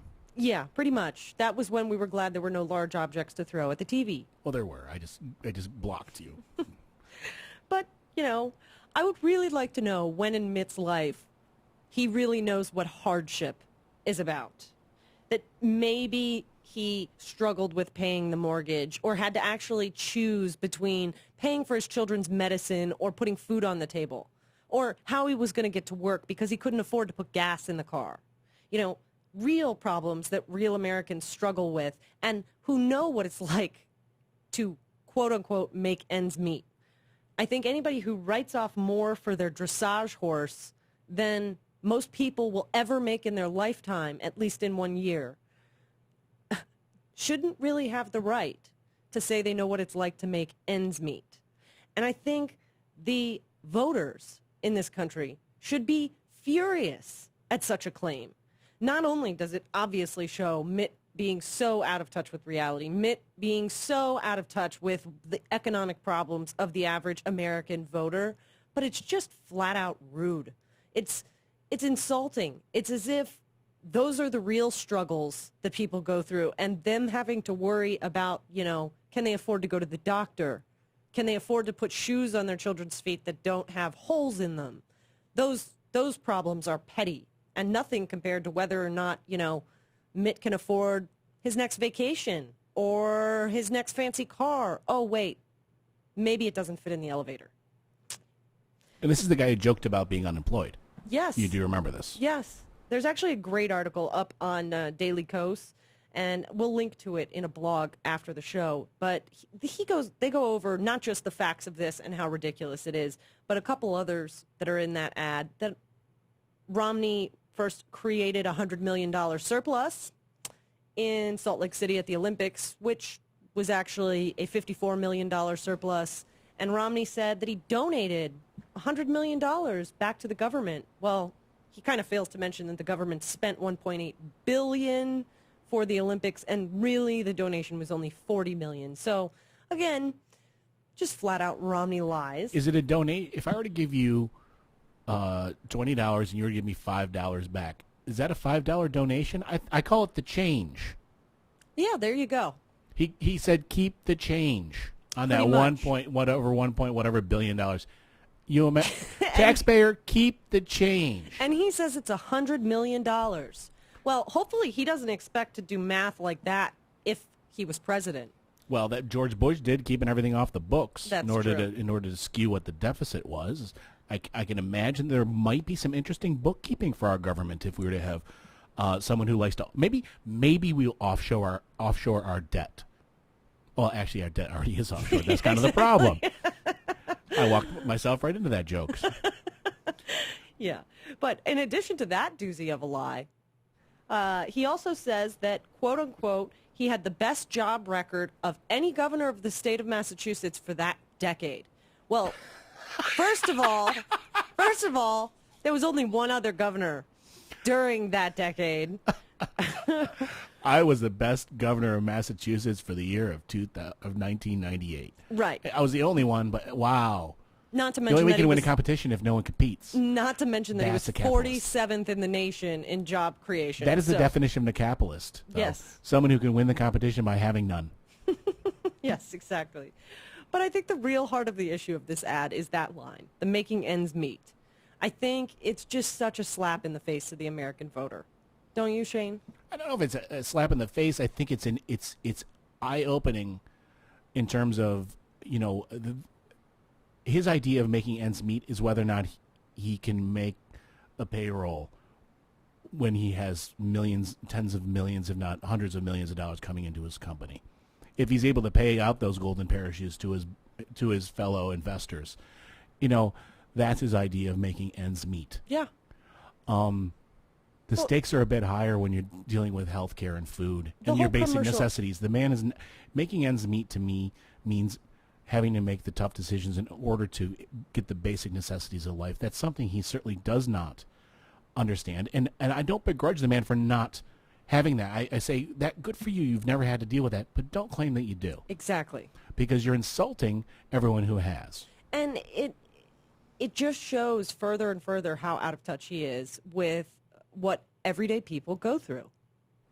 With, you know, actually having to live paycheck to paycheck. He has no concept of that. His struggles are struggles 99% of us will never even consider. Right. You know, can you afford to buy that next house? Yeah, and the thing is that's why it's so simple for him to say, well, let's expand the tax base, because what's an extra $1,000 a year? Exactly. To him. That's a bar tab. Yeah. Well, actually, he doesn't go to the bar, a restaurant tab. I found a great link, and it was up from a while ago when Mitt had originally posted his tax returns, that you can put in your salary, and it'll calculate. He only put in. He didn't the put 1 in, year, and he didn't put in the whole year. No, but it showed what he made in income. No, it didn't. There's a foreign filing form that he did not include. Fair enough. Then this would even be worse. Okay. Because it's a link that you can put your income in, what your annual salary is, and it'll tell you how much time that would take Mitt Romney to make. Oh, man. It's pretty eye-opening that a man would use the term, he knows what it's like to make ends meet, when the poverty line for a family of 4 is $23,000 a year. That's the poverty line. So if you're above that, you should be just fine. Mitt Romney makes that in 9 hours. 9 hours. And what exactly does he do in those 9 hours? Oh, that's right. He's unemployed. Exactly. He hangs out and waits for the dividends checks to arrive. Sounds like he's having a real hard time making ends meet. Wow. But, this does, like I said, it sheds light on and if this fact were to get out there, that's what we're trying to do here, is get these facts out there. Of course, I understand that most of the people who are going to be listening are going to be liberals, and they know these things. They're not going to be voting for Mitt Romney, but tell your friends. Well, and we're going to get... Shake them. We're going to get into it a little bit more. We have to get some conservatives on the show. In a little while, in a couple segments, we're going to get into the poverty line that what people are really dealing with in this country, just to maybe shed some light on the ridiculousness of Mitt's making ends meet claim. But we're going to first try and have some fun break it up a little bit. So go out there, tell Mitt he doesn't know what it's like to make ends meet. I think we should all start sharing stories on Twitter, on Facebook, and tagging him. That's a great ends meet. Yeah. Mitt, this is ends meet. Yeah. We should start a tag, and this is making ends meet. It's something that's short enough. Real life stories. Some real things that have happened to you. And a certain situation in your life where you had to make that tough choice, and so he knows what making ends meet really means. How about that? Would be great. How about one I can use right now? Can't afford to fix the car AC. That's not hashtag ends meet. That's not even ends meet, though.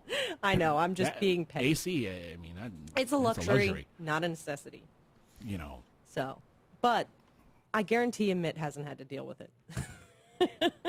Why? And mess up my perfectly coiffed hair, please. Oh, seriously, that hair helmet could have survived anything I went through today. Oh, I get all frizzy. We're going to have some fun. We'll be right back. Don't go anywhere. This is Talking Left. Thanks for hanging out with us.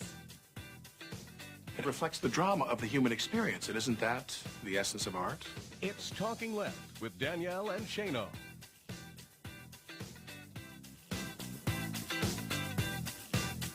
Hey.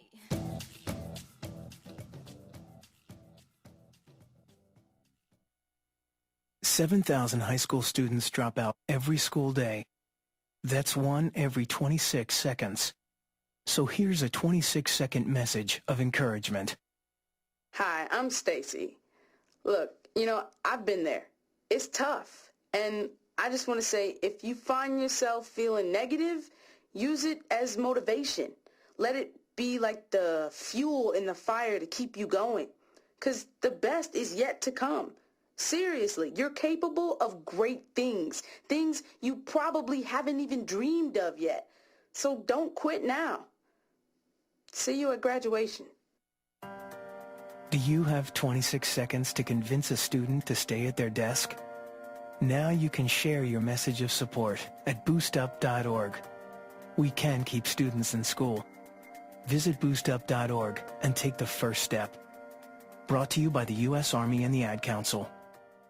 You never know who or what you'll hear when you listen to The Nicole Sandler Show at RadioOrNot.com. Your view is not being represented in this country because all of our views have been corrupted by money in politics. Remember, 94% of the time, the candidate who raises the most money wins. That's the fact that we need to drive home constantly. It's all about the money. Dylan Radigan, you rock. The Nicole Sandler Show, live Monday through Thursdays at 10 a.m. Eastern, or podcast anytime at RadioOrNot.com. The More Me Show with DJ Downtown and Eddie Herradura. Live from our nation's capital every Sunday at 5 p.m. Eastern with hilariously scathing inches from the Beltway analysis of this week's political and social developments. The More Me Show at ProgressiveBlendRadio.com and RadioOrNot.com. I'm in the car next to you on the highway, heading to work. I sit in front of you on the bus. I work in the office down the hall and stand next to you in the elevator. We've known each other for years, and I've told you a lot about my life. But of all the things you know about me, here's one you don't. I'm one out of every 6 Americans, and I'm struggling with hunger. This isn't an incurable disease. It's not an uncontrollable epidemic. There's enough food in this country to feed every hungry person. This problem is closer than you think. Fortunately, so is the solution. Please, visit feedingamerica.org today and find your local food bank for ways to help. Every dollar you donate helps provide 7 meals for those around you, quietly struggling with hunger. Together, we're Feeding America. Brought to you by Feeding America and the Ad Council.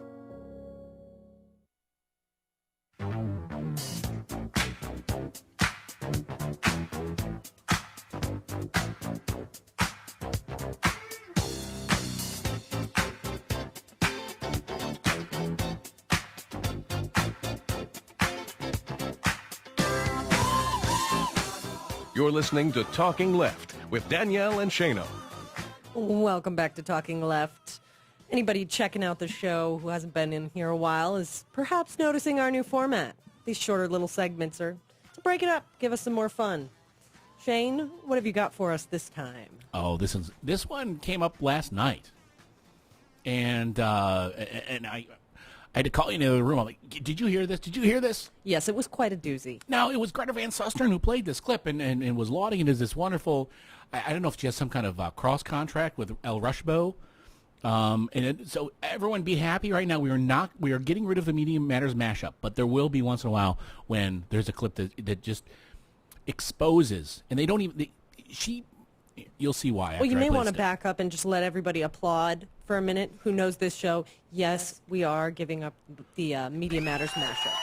That's for you. All right, the Media Matters mashup is now kaput. It is gone. So, yeah, but this clip is particularly, it's interesting because I love clips where the right loves them and don't understand what they just said. You know what I'm saying? Like, where something has been exposed that they probably wouldn't want you to realize. All they hear is the concrete words that were said. I'm going to play the clip, and this was Rush yesterday. I know I did cut out a little bit. I didn't cut it. I didn't alter it so that it changes the points and edit it. Just made it a little shorter. Because he tends to...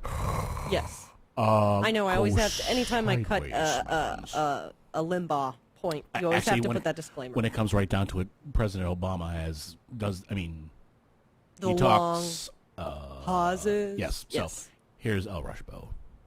So anyway, Weinstein's out there, $35,000 a plate. Now, this is Harvey Weinstein is a Hollywood director, famous guy. So he says it really quick in this, but he's talking about Harvey Weinstein. So anyway, Weinstein's out there, $35,000 a plate fundraiser. What is there to support? I asked myself, does Weinstein know what this guy plans? Talking about Obama.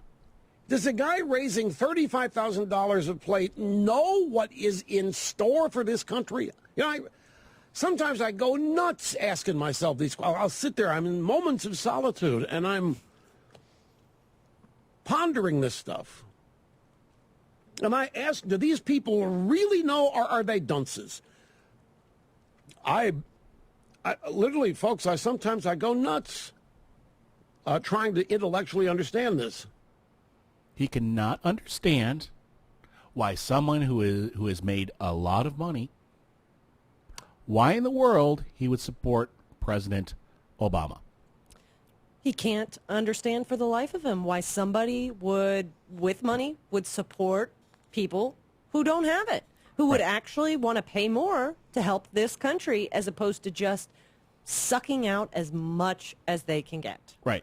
So this tells you about the thought process, to the extent there is some, with Rush Limbaugh, that when you have a bunch of money, the point is to keep it, and make as much more as you can, despite at any and all costs. So he cannot imagine how a rich person could possibly support policies that help other people, and that, by definition, is pure selfishness. Yeah. He admitted not only that he is selfish, but that his thought process could not even fathom it. Well, does it go beyond selfish though? Does it go beyond just being selfish? I mean, it's not a matter of just paying more to help others. It's literally a matter of knowing that these pieces of legislation that allow you to keep more actually hurt others, actually makes life harder. It makes damaging effects on their financial situation. It borderlines on being the word is sociopath. Where you just don't give a crap about anybody else. But and the thing is they support people like, not people like, but the philosophies of an Ayn Rand. Ayn Rand was nothing more than a justification to be selfish. Yeah. And in the celebration of selfishness, it makes complete sense to me that people like Ted Kennedy, the late great Ted Kennedy, it is possible for people of extreme wealth to give a crap about other people in the world. But he can't even understand it. Even fathom it.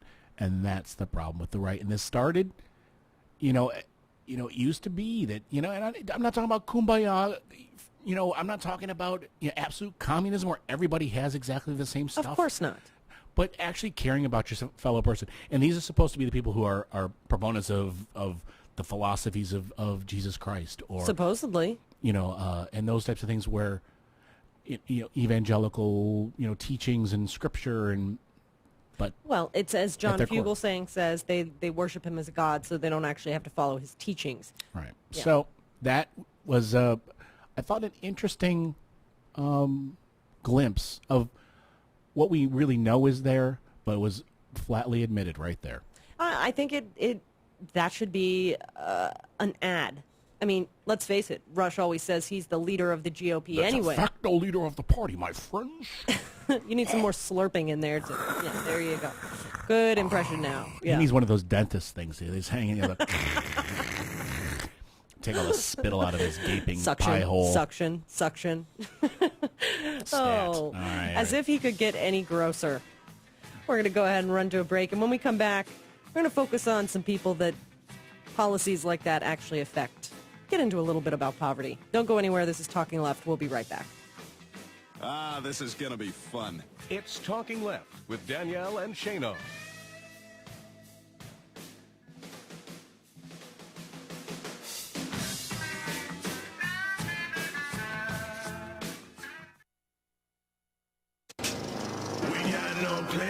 No plans at all. Evil man's always transcending. Fighter like sheep, swallow everything. Always simpletons or pretending. We got no plans. It's your moment of clarity from LeeCamp.net. I think our culture is shrinking down to nothing, down to a singularity of mindless, emotionally worthless drivel that oozes out in droplets of schadenfreude, devoid of meaning, avoiding reason, filled with a creamy mixture of hatred, jealousy, and ignorance. What would Papa Freud have to say about our inability to grow, develop, progress, and yet our breathtaking ability to devour, destroy, and molest? I was at a movie theater recently, and the offerings were Spider-Man, Batman, The Avengers, and I think a film called Katy Perry. Now, I'm not insulting any of those films. I'm just saying it's not a lot of variety on the dance card. You would think we're living in a time of great creativity and creation, but the stuff that rises to the top, thanks to the amount of money it takes to make it pop, leaves something to be desired. One day soon, every movie in the theater will star the same white male actor with six-pack abs and his love interest with a 6 IQ, and the only thing that will change will be the color of the dude's cape, as he plays essentially the same superhero in every film. He's racked with doubt, but he conquers his fears to prove that every man can blinkety blue. And we'll pick the president by which movie sells the most tickets rather than going through the whole trouble of voting. You want me to stand in line to vote? I thought I was doing you a favor. How about if you want me to vote so bad, you put the ballot inside a chicken burrito, and I'll write my answer in guac. So there won't be any congressmen or women in this near future. The entire government will just be a president who's also the only actor and the lead banker, and once every 4 years we'll tally up the movie numbers to decide which color cape the president will wear. And then the people who voted for purple will dance around in the streets going, yeah! You motherfuckers! Purple for another 4 years! Now we'll finally fix this country! We'll get rid of schools and kids will only learn what they can garner from video games about the superhero. So they won't know math or science, but they'll know that a man can conquer his fears and overcome bliggity blue! Food will just be burritos, and art will be fan fiction and paintings made from smashed burritos. All prescription pills will have been condensed down to one single tablet called it all that numbs your mind and nerve endings to everything. Everyone stops complaining about any pains, fears, or problems they have when they pop a tablet of it all, because it turns out caring and complaining go hand in hand. Once we don't care about anything, there's no more fretting, fussing, bemoaning, or the it all slogan will be, if blissfully numb is wrong, then I don't really care. Don't care. We will all sit quietly in our tents watching one of our 3 movies or playing the video game. We won't live in a tent because we're protesting. We'll live there because all the houses have been foreclosed on and now are mainly used for feral cats. Then again, maybe I've taken this all a little too far. Maybe I'm just trying to say, I think there might be too many superhero movies. That's your moment of clarity from LeeCamp.net, and this is the brand new full-length Occupied documentary by filmmaker Dennis Traynor Jr. It's called American Autumn, and while supplies last, if you become a $10 per month member of the Moment of Clarity, you will get a copy of this jaw-dropping documentary. It's really incredible. You're going to love it, and I'll sign the copy and send it to you. You can do that at LeeCamp.net. Thanks. Keep fighting. No plans at all. Evil man's always transcending. Avast ye, homeowners. Are ye plagued by foreclosure? Well, here at Jim Ladd and Matey, we can stop your foreclosure now. We're a mortgage rescue company. And for the small fee of everything you hold dear, we will negotiate with your lender on your behalf. And we guarantee results. Guarantee results. Aye, the bird speaks the truth. Them's be the benefits of working with a true professional. So don't dilly-dally about. Listen to the wise counsel of your old pal, Honest Jim. He can't be trusted. Call Jim Ladd and Matey at 1-800-YAR-YAR. That's 1-800-YAR. YAR. If you're facing foreclosure, make sure you're talking to the right people. Speak with HUD-approved housing counselors free of charge at 888-995-HOPE. That's 888-995-HOPE. Brought to you by NeighborWorks America and the Ad Council. Ranger Station, Ranger speaking. Yeah, hi. I'd like to report a bear sighting. Location? In the forest, near the side of the road. No need for alarm, sir. The forest is where bears live. But this was no ordinary bear. No ordinary bear? Yeah, 1 second I'm having a smoke taken into view. Next thing I know, I am face-to-face with Smokey Bear. Let me guess, Smokey had a tip for you. He did. He must have seen me toss my cigarette on the ground. He told me never to do that because it only takes 1 spark to start a wildfire. He's a smart bear. Did you know that 9 out of 10 wildfires are caused by humans? That means 9 out of 10 wildfires can be prevented. That's what Smokey said. I had no idea. That's why Smokey's famous, and you're not. Good point. If you see someone in danger of starting a wildfire, step in and make a difference, because 9 out of 10 wildfires are caused by humans. Brought to you by Smokey Bear, the U.S. Forest Service, your state forester, and the Ad Council. Learn more at SmokeyBear.com. Only you can prevent wildfires.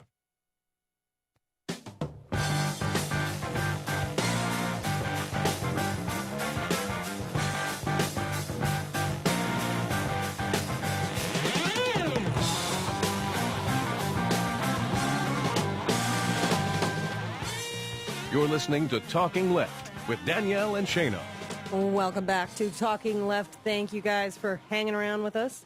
before the break, we were talking about Rush and his inability to understand why anybody who's rich would help anybody who's poor. But the fact is, there are quite a lot of poor people in this country, and poor by a pretty crappy definition, if you ask me. You know, how is it that we determine poor, that we determine poverty in this country? Are the measures we use accurate? Do they actually show and indicate how difficult life is for people that are quote-unquote poor? You know, what issues are these people actually dealing with in their day-to-day lives? And what does it mean when presidential candidates make claims about people on welfare just sitting around and collecting the checks? And what does it mean when they make claims about welfare reform? Are we even doing anything to help them in this country? Or an even bigger question, is it our responsibility to help? I would argue that this whole meme of personal responsibility is a way to justify more of the selfishness. Like, hey, blame yourself. Yep.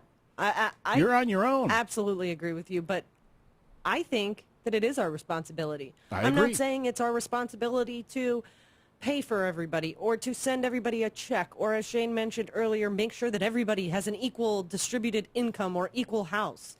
But it is our responsibility to make legislation to make it possible for people to actually earn a living wage, for people to actually lift themselves out of poverty. We should actually start with what is society's responsibility towards.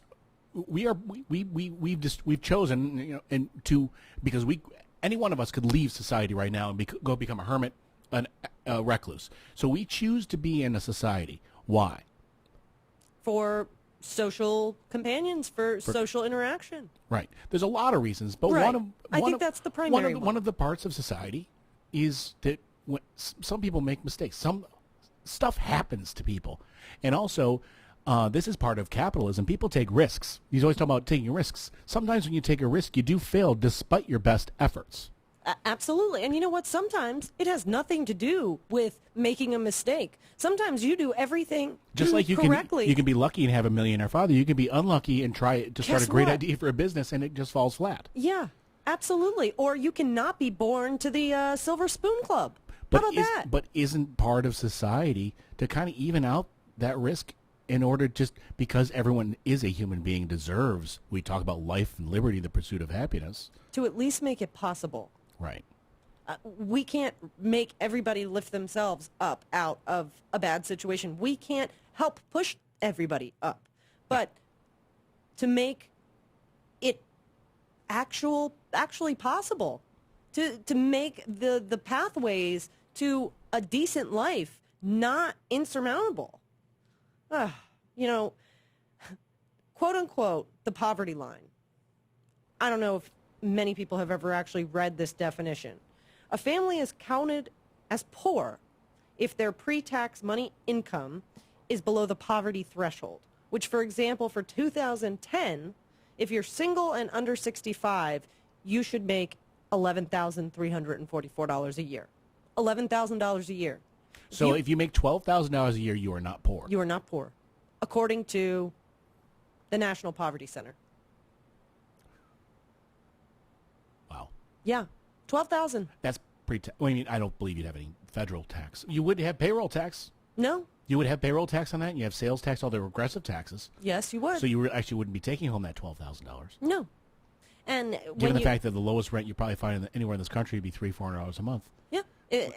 And if you were a single parent with 2 children? What is it? $17,000.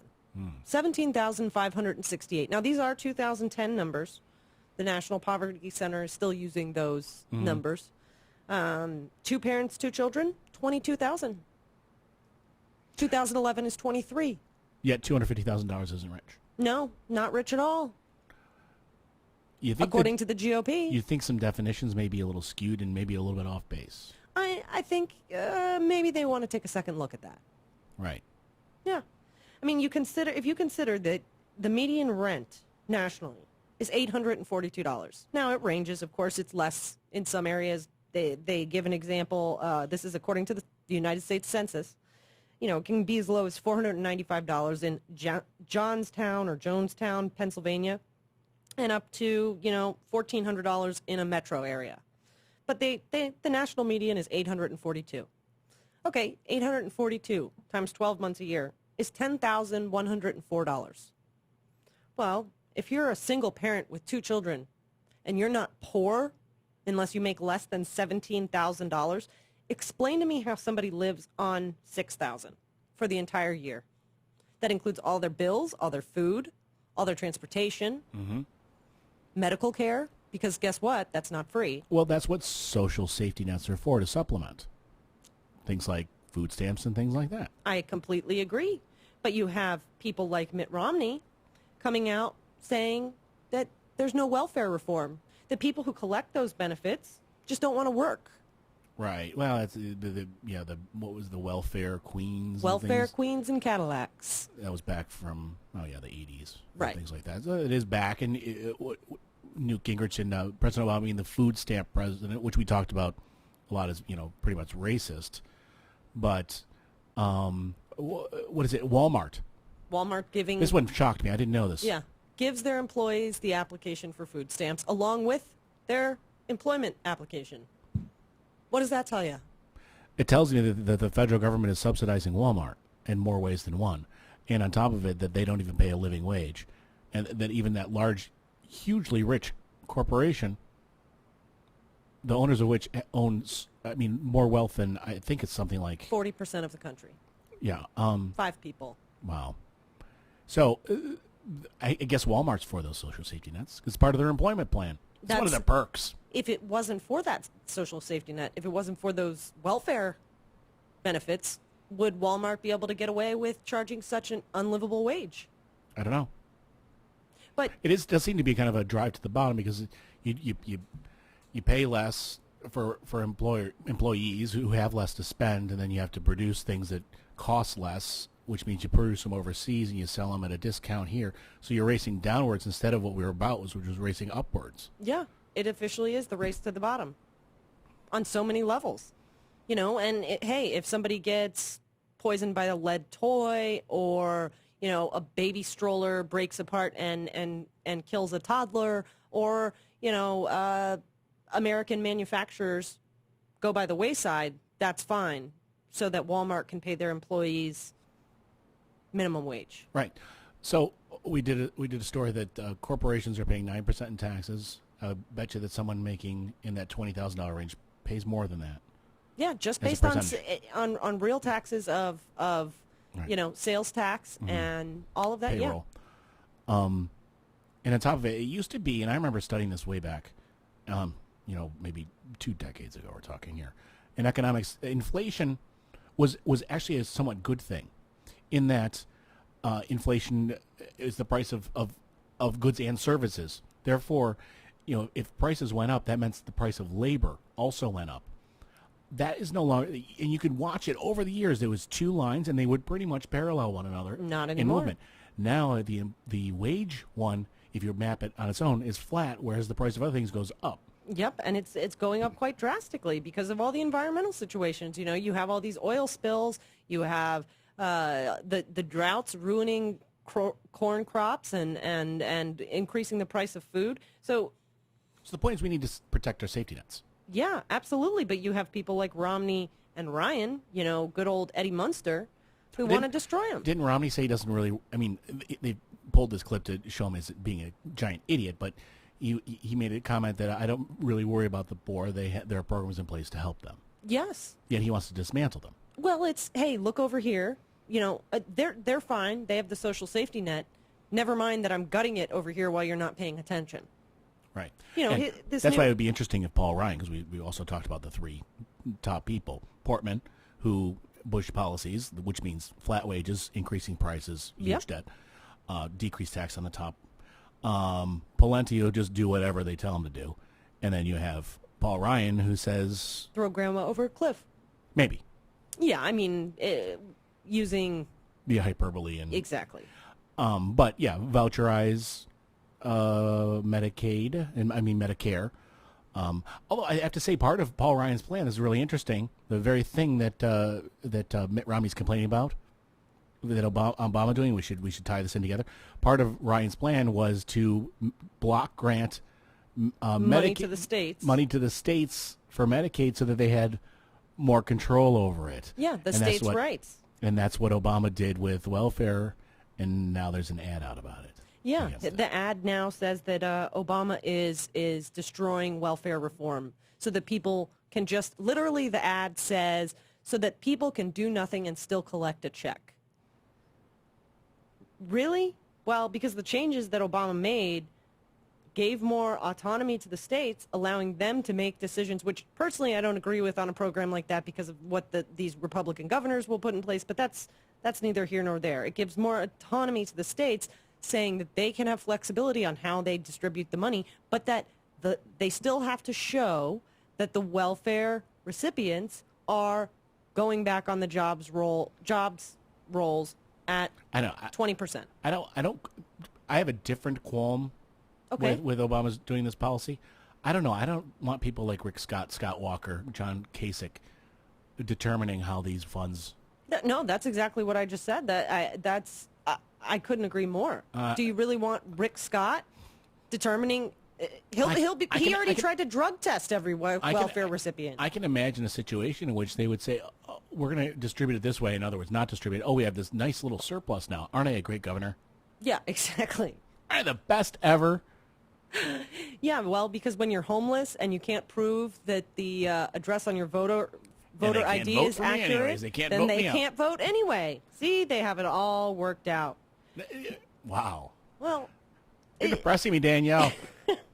That's okay, though. These are important things because when you put a magnifying glass on these types of situations and they all tie together so well, it's like, now it makes sense. But my conservative friends, they just don't see it. They're like, this is my money. I work hard for it. I get to keep it. That selfish Rush Limbaugh. I can't fathom wanting to do this. Well, they're also the same ones that sit and say that, and this is all a racial dog whistle, in my opinion, but that welfare recipients are just drug users that sit home and do nothing to collect a welfare check.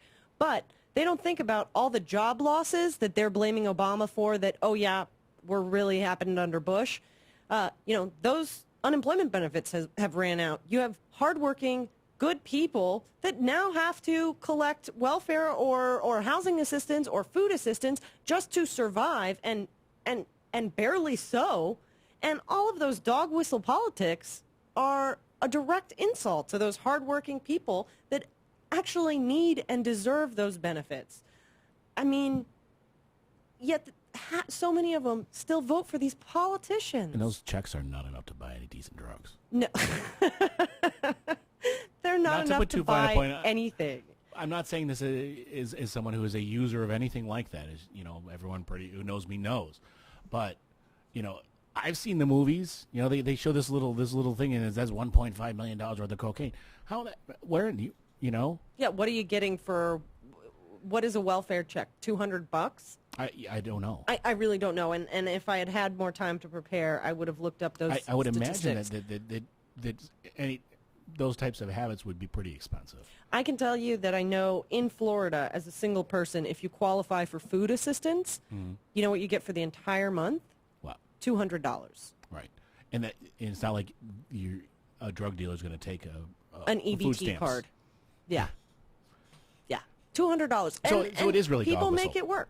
Yeah, it's dog whistle. It's specifically saying, hey, those black people that you're paying, it's all the hidden discussion to just say, hate those people because they're not like you. But what I think the Republicans are forgetting in this case is those people are like you. They're just like you.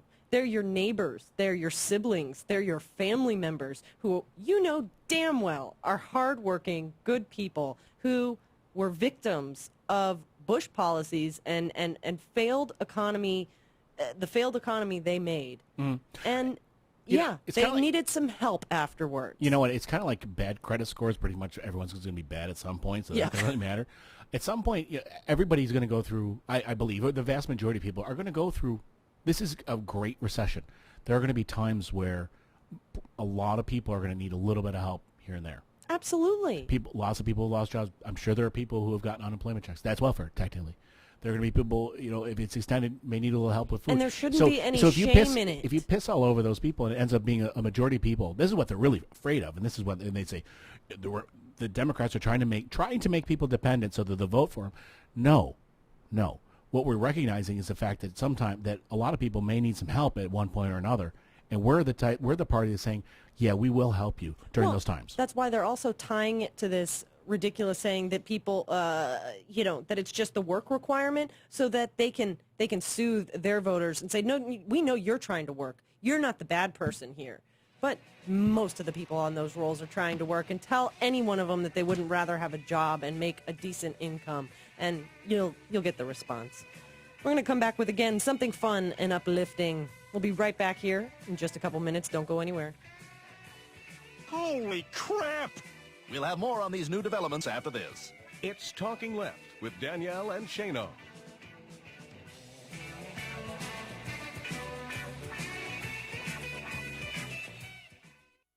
Unfiltered truth, news, and opinion. Filter-free radio with Jacob Dean and Skeptical Scott. You can always go back to Rome and Greece, and then let's face it, kingdoms. It wasn't until a couple hundred years ago that we realized that, hey, monarchies don't work. Let's think of another kind of system of governance. It's something a little less hierarchical, if you will, at least concentrated power. Then again, when you're dealing with money, capitalism is about money and the exchange of money, then concentrated power works really well. Radio or not, and filterfreeradio.com. Progressives across the country are taking action, from Madison, Wisconsin, to the Occupy movement. And now, Washington, D.C.'s newest talk radio station, We Act Radio. In this election year, Progressive Talk returns to our nation's capital. We Act Radio is proud to showcase the biggest names in Progressive Talk Radio, including Stephanie Miller, Tom Hartman, Bill Press, Ed Schultz, Sam Cedar, and original live shows from our Anacostia studios. Take Action News with David Schuster, Speak Easy with Kamon Freeman and Ron Pinchback, and The Inside Scoop with Mark Levine. Available on your radio dial and on the web at weactradio.com. That's We Act Radio, WPWC 1480 AM in Washington, D.C. Truth is our product. Yes, we can. Hi, friends. This is Tom Hartman. This is Stephanie Miller. Hey, this is Hal Sparks. I'm Brad Friedman. I approve of Nicole Sandler's RadioOrNot.com. Radio or Not. Radio or Not. RadioOrNot.com. RadioOrNot.com. RadioOrNot.com. RadioOrNot.com.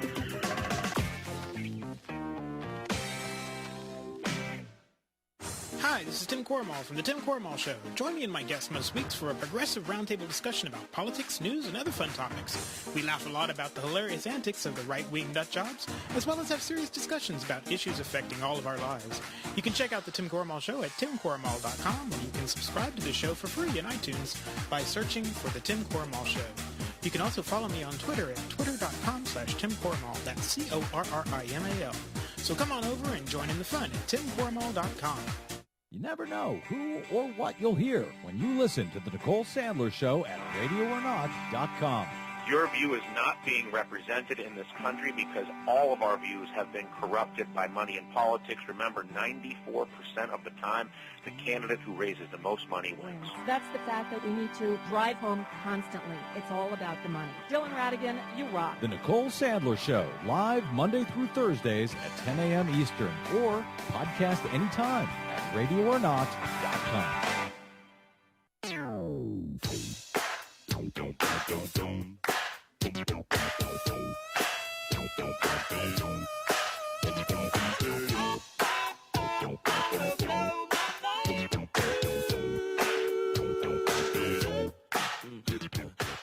You're listening to Talking Left with Danielle and Shane.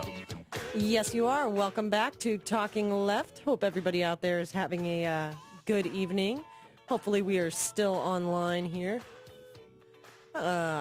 If somebody can see us out there in the chat room, please let me know. Where were we? We were talking about our funny segment, our few minutes where we lighten things up a bit and, laugh about some silly stuff that's going on. I agree, and the Olympics are finally going to end. I have to tell you, have you watched any Olympics, Danielle? I have not. Nor have I. And actually, it kind of bothers me because MSNBC runs it all day. So I've got like Fox News on in the studio all day. Which somebody finally was like, what are you watching that here for? You know, because so, anyways. But since they are going to be ending this Sunday, we had to do this story. I don't know if anyone heard about this. There was a guy had huge. It was on a beach in France, South France. This was towards the start of the Olympics. He had such Olympic fever. He had this great idea in the story. He decided, he's in France, he's going to, in honor of the Olympics, he's going to swim to the United States. Did he perhaps know exactly how far he was going to have to swim to get there? He said he was a really, really good swimmer. He told me he was confident in his swimming skills. I mean, this is all in the story. He was very confident in his swimming skills. And now, he wasn't just going to swim the English Channel, no.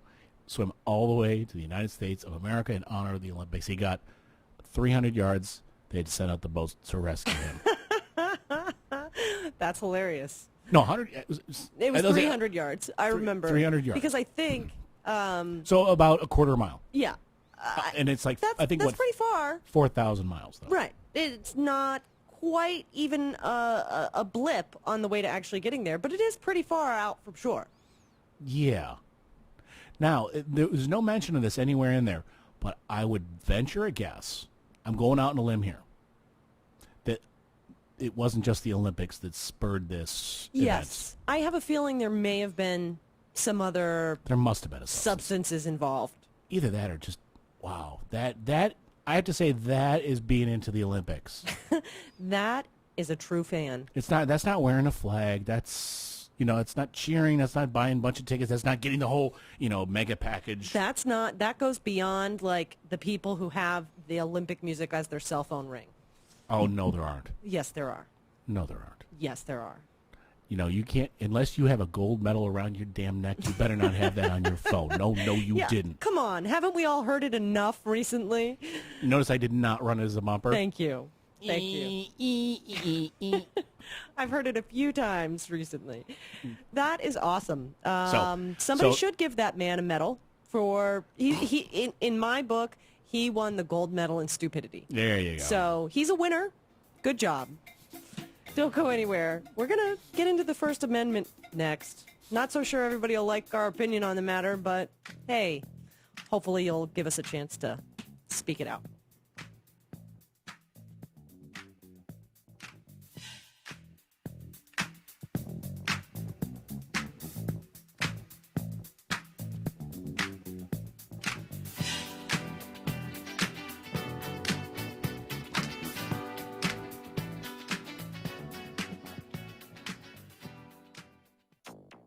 It's Tuesday, August 7, 2012. It has been spewing out a cloud of toxic smoke over the East Bay all night long. Fire at Chevron's residential refinery near San Francisco. It's certainly been a very tough week for the state of Oklahoma. Extreme heat fuels deadly wildfires in Oklahoma. All the employees of Lollapalooza are asked to leave. There's a huge storm headed our way. Extreme storms shut down Lollapalooza.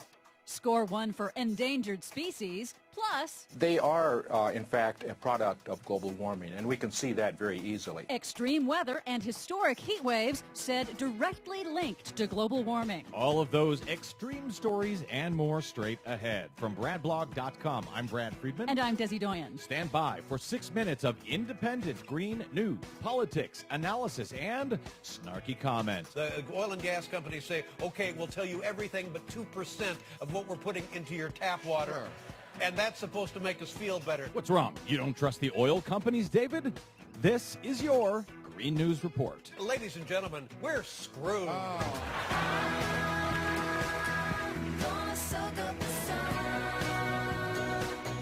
Okay, Des, before we start, a few oil industry fun facts. Last week we told listeners that every hour so far in 2012, the 5 largest oil corporations have received $14,400,000 in profit every single hour.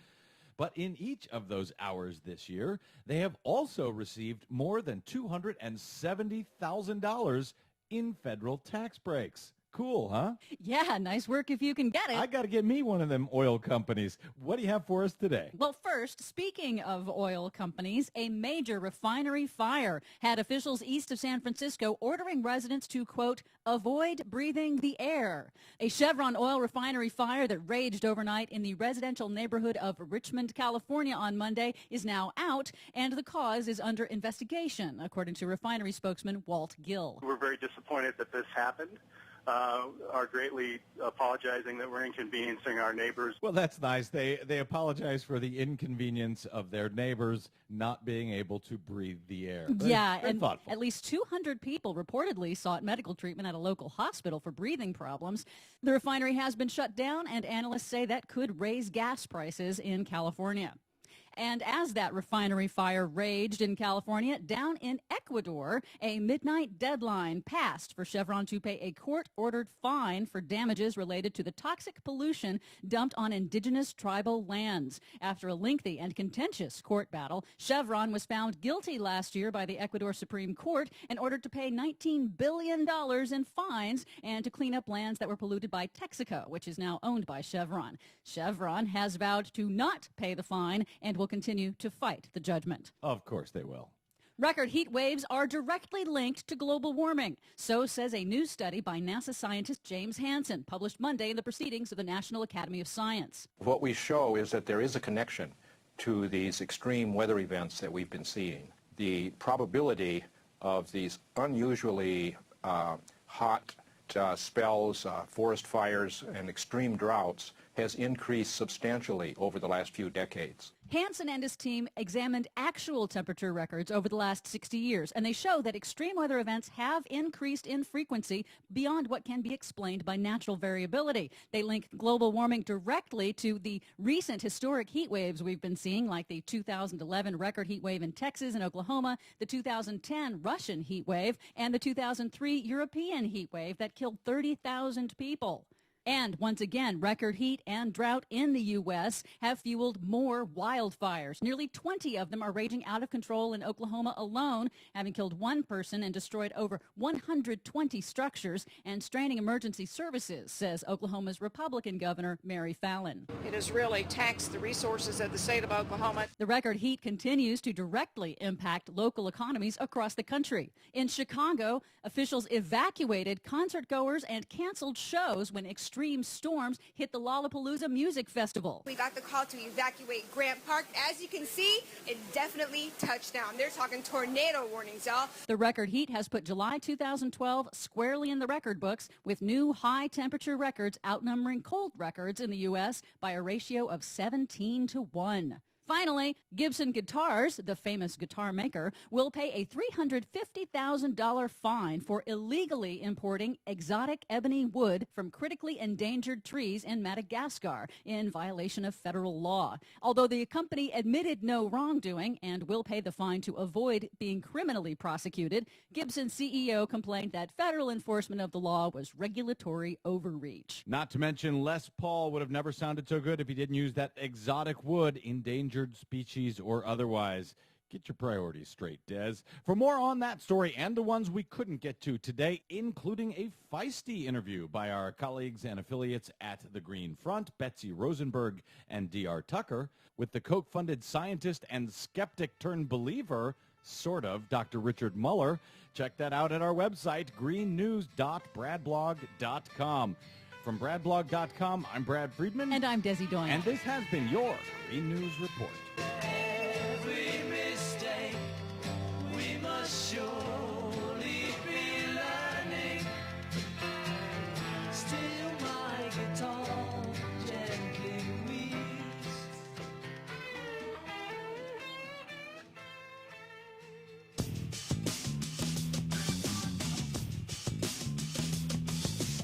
CNN, ESPN, ABC, BCB, TNT, but mostly BS. This is Talking Left with Danielle and Shane. The revolution will not be televised, will not be televised, not be televised. The revolution will be no rerun, brothers. The revolution will be live. It will be live. It'll be live right here on Talking Left. Hope everybody is enjoying the show so far. Thank you, regardless of where you are listening Progressive Blend Radio, Talk Radio 1, SoFlo Radio, or maybe on one of our great podcasts on iTunes or TalkingLeft.com. Maybe listening to YouTube, hint, hint, /Talking Left over at YouTube. Or maybe you're listening to us on our home sweet home radioornot.com. Regardless, thank you. Wow, you're getting good at that. Just rolls off the tongue. Yes.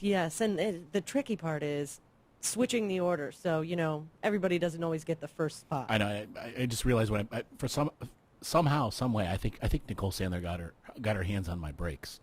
Did she? She's in like every one of them. I thought there were two separate ones. I put all the there's a Bill Maher one. There's a Dylan Radigan one. I wanted each one of them in there, and I just put all Dylan Radigan. I'm an idiot. I did them this morning at 9 in the morning. So. Well, Nicole has interviewed some amazing people. She has. And we'll continue to highlight some of those interviews on our breaks. But the best way to catch them is always to listen to her show every Monday through Thursday, 10 to noon. And on We Act, repeated. And on We Act. And check out all the other shows of RadioOrNot.com. Of course, Filter Free Radio, Talk Radio 1. No. Turn Up the Night with Kenny Pick and listen to him rebroadcast on WVKO 1580 AM in Columbus. And Nurse Sundays Talk. at 5. Nurse Talk, The More Me Show, and am I missing any? Filter Free, Turn Up the Night, Nurse Talk. There's going to be too many to name over there pretty soon. It's a whole network. It is. And Brad Friedman approves. Speaking of. And Brad Friedman approves. We're going to be speaking to him a little later on, and he could tell us if he still approves. He approves of everyone except me, I think. We'll get into it. Well, one thing I wanted to get into, during the recent weeks, there's been so many questions surrounding free speech. And I think rightly so, because we've had a lot of major issues going on.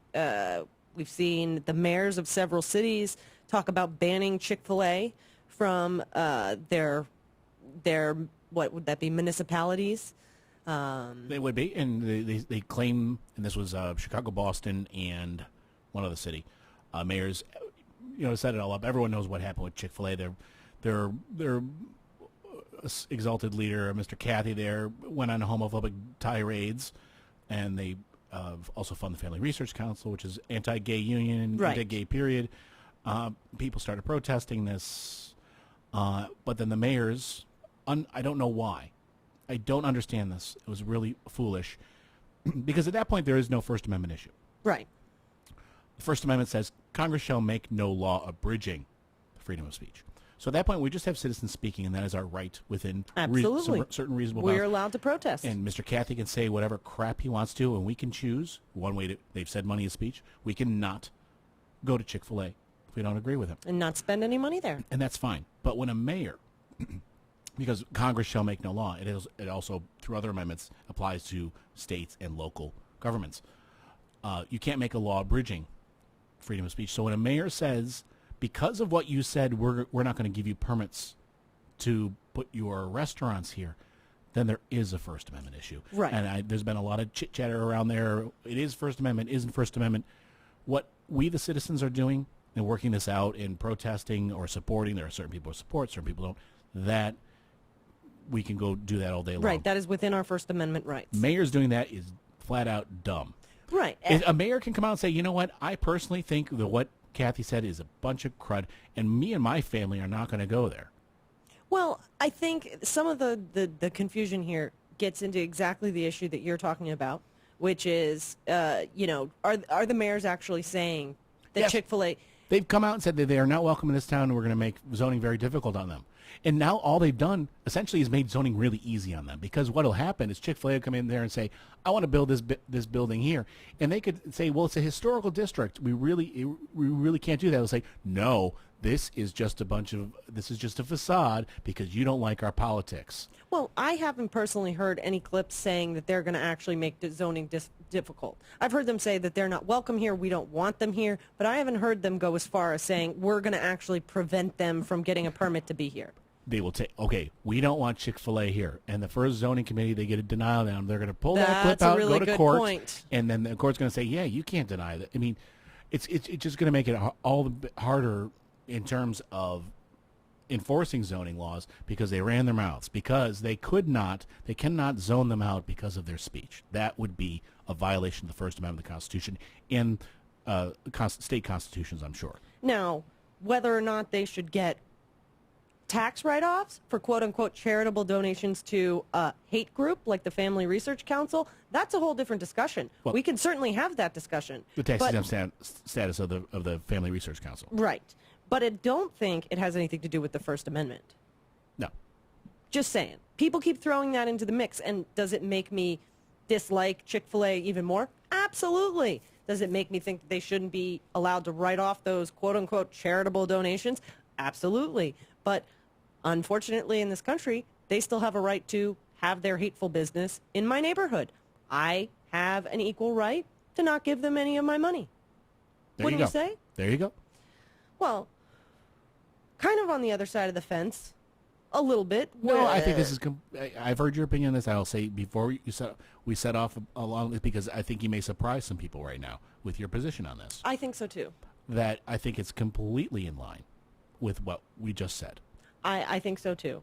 I don't know how many of our listeners know this. It didn't get that much news in the mainstream media, but the president recently signed a law called the Honoring America's Veterans Act. And I have to say, although I am personally thrilled that now hate groups like the Westboro Baptist Church will no longer be able to protest the funerals of the men and women that gave their lives to fight for this country, I still think there's a First Amendment issue with this law. Now, granted, the law does lots of other very good stuff and helps ensure housing and benefits and aid, and all of those things are all great, real ways to honor our American veterans. And protecting their honor, if it was able to actually be legislated, sure, that is too. But basically, the way this law is written says that any group is not allowed to protest within 300 feet of a military funeral 2 hours before through 2 hours after the funeral. And doing so may result in up to 1 year of criminal penalties, meaning you can be imprisoned for it. Now, again, I'm really happy that the Westboro Baptist Church cannot spew their hatred all over the funerals of people who gave their lives for this country. But say you want to support the troops, you want to, be the most pro-troop by saying, get them out of a useless war. Stop letting our men and women be killed and killing innocent people all over the world and just stop all of this crap. Well, that's a protest. And you can not do that at a military funeral. What if it was your relative that had passed away, that had their life had been taken serving their country? Well, what if you wanted to have your own protest there? Technically, according to this law and the way it's written, you could be fined and imprisoned for up to a year. How does that not violate the First Amendment? Well, okay, playing devil's advocate. Okay. When you say something violates the First Amendment, there are restrictions on speech, reasonable restrictions on speech. We've been talking about this so much, of course, over the last years, since the Bush administration, putting people in little corrals 5 miles away to protest wars. When he did his, that was for the purposes, and I think a silly one, for the protection or whatever, blah blah blah. But things like yelling fire in a movie theater, you can't libel or slander someone who's not a public personality. Okay. I can't, if someone is not my neighbor, I can't go in the newspaper and say scurrilous, nasty things about them, and it be printed. That is speech, and it is limited. That would be libel, or saying things on television about them, because it would harm that person. It would harm them sometimes financially, sometimes psychologically, in all those ways. So the argument would be that this is a reasonable restriction on speech because those protests can harm the families psychologically who are mourning the death of their loved one. So let's just not have them in these places for that purpose. I understand that reasoning, and that's the exact reasoning they use. They already cited it in the writing of this law. Those specific... I'm sure they anticipated Yes. a constitutional challenge on this one. Yes. But, the Supreme Court had already ruled on whether or not Westboro had the right to protest military funerals. And this is completely separate of the fact that, of course, I don't want them to protest military funerals. But I would like the right to protest the war near their funeral if I so chose. But what we're doing is we're making a law because we don't like what they said, not the fact that they're saying it. Slippery slope. Because when we try to get rid of a certain kind of speech, not a certain means of speech, is when we get into trouble. And that's, I think, what you're getting to. Exactly. And so the Supreme Court has said that they can protest. And, Yes. and the basis for that was what? The Supreme Court said that they are violating no law. Hence, this law came into being. So it wasn't a First Amendment, because I'm not familiar with the reasoning of the court in that. The reasoning of the court was more than that. The reasoning of the court, of course, said specifically they can't be prosecuted or the case cannot be upheld because they are violating no law. In their commentary, their opinions after the case, they specifically went into the effect this could have on political speech. Right, and that's and the the most protected speech, by the way. Exactly. And they said, although they see the horror in this, and this was a pretty across-the-board decision. This did not, this jumped party lines. Yes, because I don't care if you're on the right or the left, even the people who are homophobes, I don't think really want our military men and women being dishonored in this way. I really don't think they want that. I'm going to go out on a limb and say that they are better people than these few disgusting individuals at Westboro Baptist Church. However, the court said that the reason that they couldn't say Westboro didn't have the right to do this is because that meant that you and I may not have a right to protest a war. The new law is very specific as to what qualifies as a disruption. Wait, is it disruption, or does the speech have to be disruptive? It says any kind of disruption, and But it does goes the as speech? far. But does the speech have to be disruptive? Could you hold a protest that isn't disruptive? Depends on whose opinion. It doesn't narrowly define what does it say disruptive any is. speech or only disruptive speech? It I says probably should have read disruptive. this before the segment. It's I don't have the HR 30. I can't remember it off the top of my head.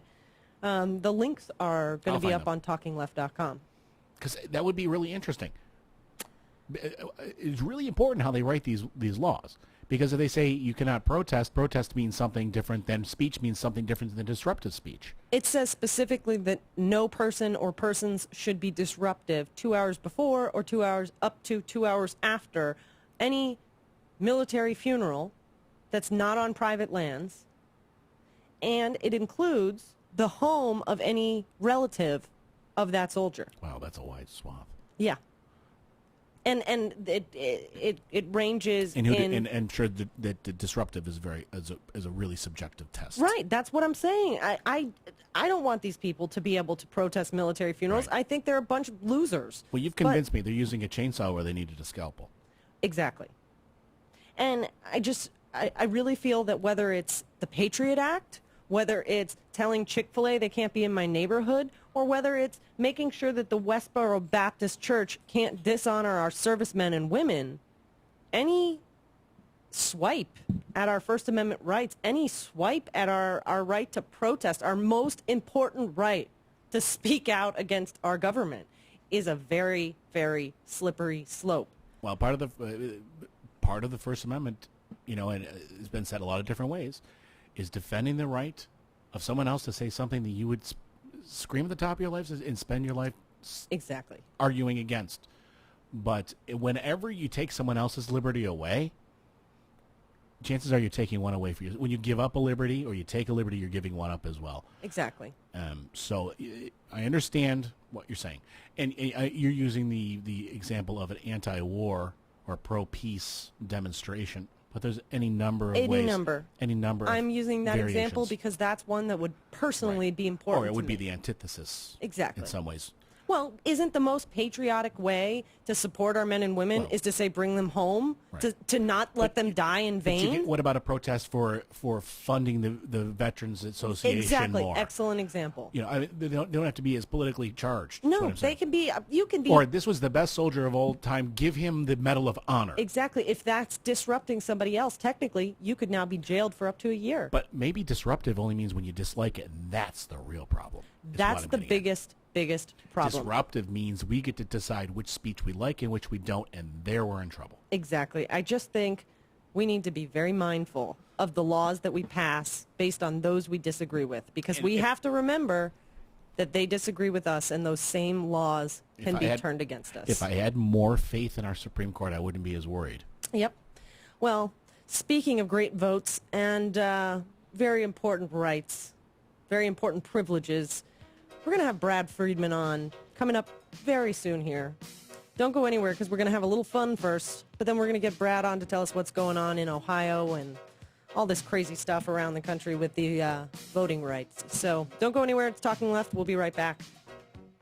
Everyone expected just a piece of fluff, but we wanted to do something important. You know, issue stuff. It's Talking Left with Danielle and Shane.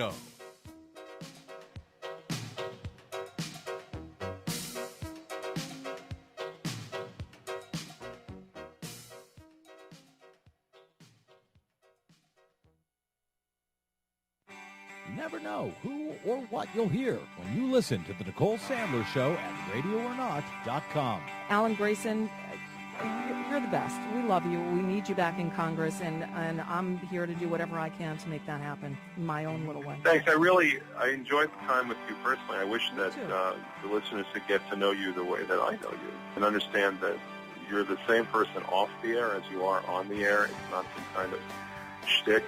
You really do care greatly about all the important things in life, and you understand that sometimes people just need a helping hand. Yeah. And that the world, as John Kennedy said, doesn't start out fair. You have to make it that way. The Nicole Sandler Show, live Monday through Thursdays at 10 a.m. Eastern, or podcast anytime at RadioOrNot.com. Hi, this is Kenny Pick from Turn Up the Night. Here are some of the hijinks you can expect from my show. That right-wing Republican from Texas was only helping Dennis because he thought Dennis would be easier for Joe the plumber to beat than Ken. Yeah, I mean, seriously, a pet rock would have been better candidate than Joe the plumber. I think he might actually have been a pet rock before he was a non-plumber. So, but he was a union pet rock, never mind. Turn Up the Night with Kenny Pick, streaming live every Tuesday and Friday from 7 to 10 p.m. Eastern at Radio or Not, Talk Radio 1, Progressive Blend Radio, and KennyPick.com. Hey, Columbus, we've got the cure for what makes you K-sick. I just threw up in my mouth a little bit. Stephanie Miller and her sexy liberal crew are coming to the Capitol Theater on August 18th. What a fun, sexy time for you. Join comedic geniuses Hal Sparks, John Fugelsang. Fox News is like a mecca for people who hate Mecca. And talk radio goddess Stephanie Miller. It's the most action I've had in I don't know how long. As they help Columbus rediscover its funny bone. Who's laughing now, huh? I'll tell you who's laughing now. We are! Tickets are available at Ticketmaster.com, at the Kappa Ticket Office, or by calling 800-745-3000. This is truly the show that will put the ooh back in Ohio. That's the Stephanie Miller Sexy Liberal Show, coming to the Capitol Theater on August 18th. Buckeye State, you're gonna love our nuts. You're gonna love my nuts. Hey, Dad, how do you throw a curveball? How do you build a fort? How do refrigerators run? How do fish learn how to swim? Kids ask a lot of questions. How high can you jump? But you don't have to know every answer. How many phone numbers are there? Because you don't have to be perfect to be a perfect parent. How do cell phones work? There are thousands of children in foster care who don't need every question answered. What's electricity? They just need you. What's the moon made of? For more information on how you can adopt, go to adoptuskids.org. A public service announcement from the U.S. Department of Health and Human Services, Adopt U.S. Kids, and the Ad Council.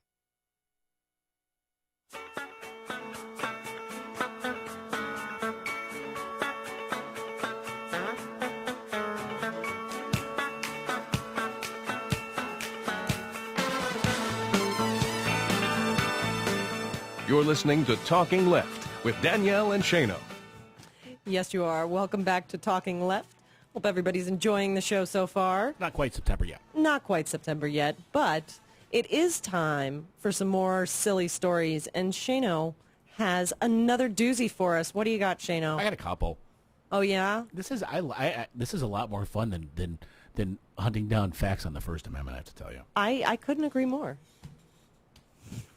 You keep with the First Amendment stuff. I'm going to keep with these. Okay, what do you got? Oh, well, I was a little bit slow coming back from the break because I was texting, but this is a great story. I love this. This is actually from today. There's a man who texts, "I need to quit texting," right before he drove his car into a ravine. Oh, this is one that I almost hate to laugh at because it did turn out to be somewhat of a sad story. But really, that's his last text before he ran his car off the road. It's kind of like what is the last words of a redneck? Hold my beer and watch this. There you go. Yeah, pretty much. Now, I'm not saying this guy was a redneck and texting. But I wouldn't be surprised to find out if he was. Even more chilling was the message he'd written moments prior to that. "I need to quit texting because I could die in a car accident."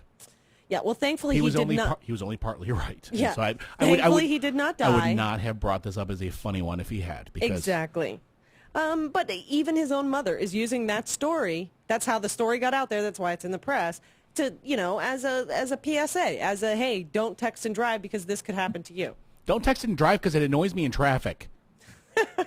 It definitely annoys me in traffic. We It's beyond can annoying. totally point it out. Come on, tell me, everyone out there who, hopefully none of our listeners are texters and drivers, but you can totally tell when someone else is texting and driving. Yeah, either that or they're drunk. Well, it is very similar. And think about it, it's illegal to, there are some states that don't allow it now, right? There are lots of states that don't allow it. There's a lot of states that don't allow you to even use the phone and drive. Well, that's the way it started. But this was pre-texting. They had a lot of, sometimes laws take a little while to catch up to technology. I know New York was one of the first ones. You can use hands-free devices, but the action of dialing and holding it up, having the one less hand-free, especially when people mess with the radio, have a drink, people driving with their knees, Danielle. I do not drive with my knees much. Mm-hmm. Okay. I'm a good driver. I don't text and drive. I definitely do not text and drive. Okay, so... This guy definitely does not text and drive either. Oh, no? Yeah, Alan Troy Brooks arrested for asking 911 operators to help him go on a beer run. That, you know what? Tell me you didn't think of Stephanie on that one. No, I didn't.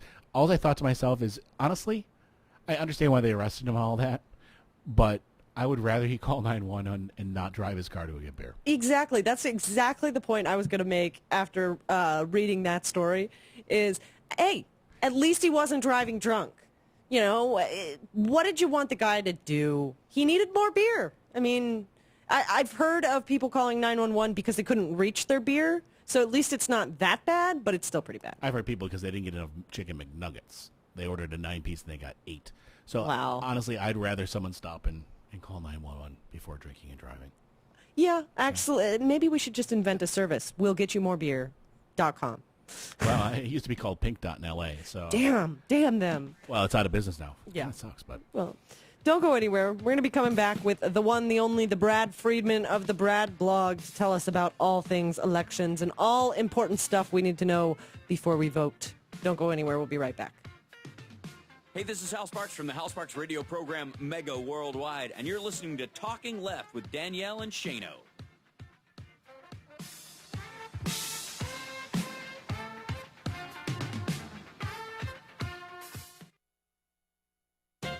Why isn't Sandy Wheel treated as a crook?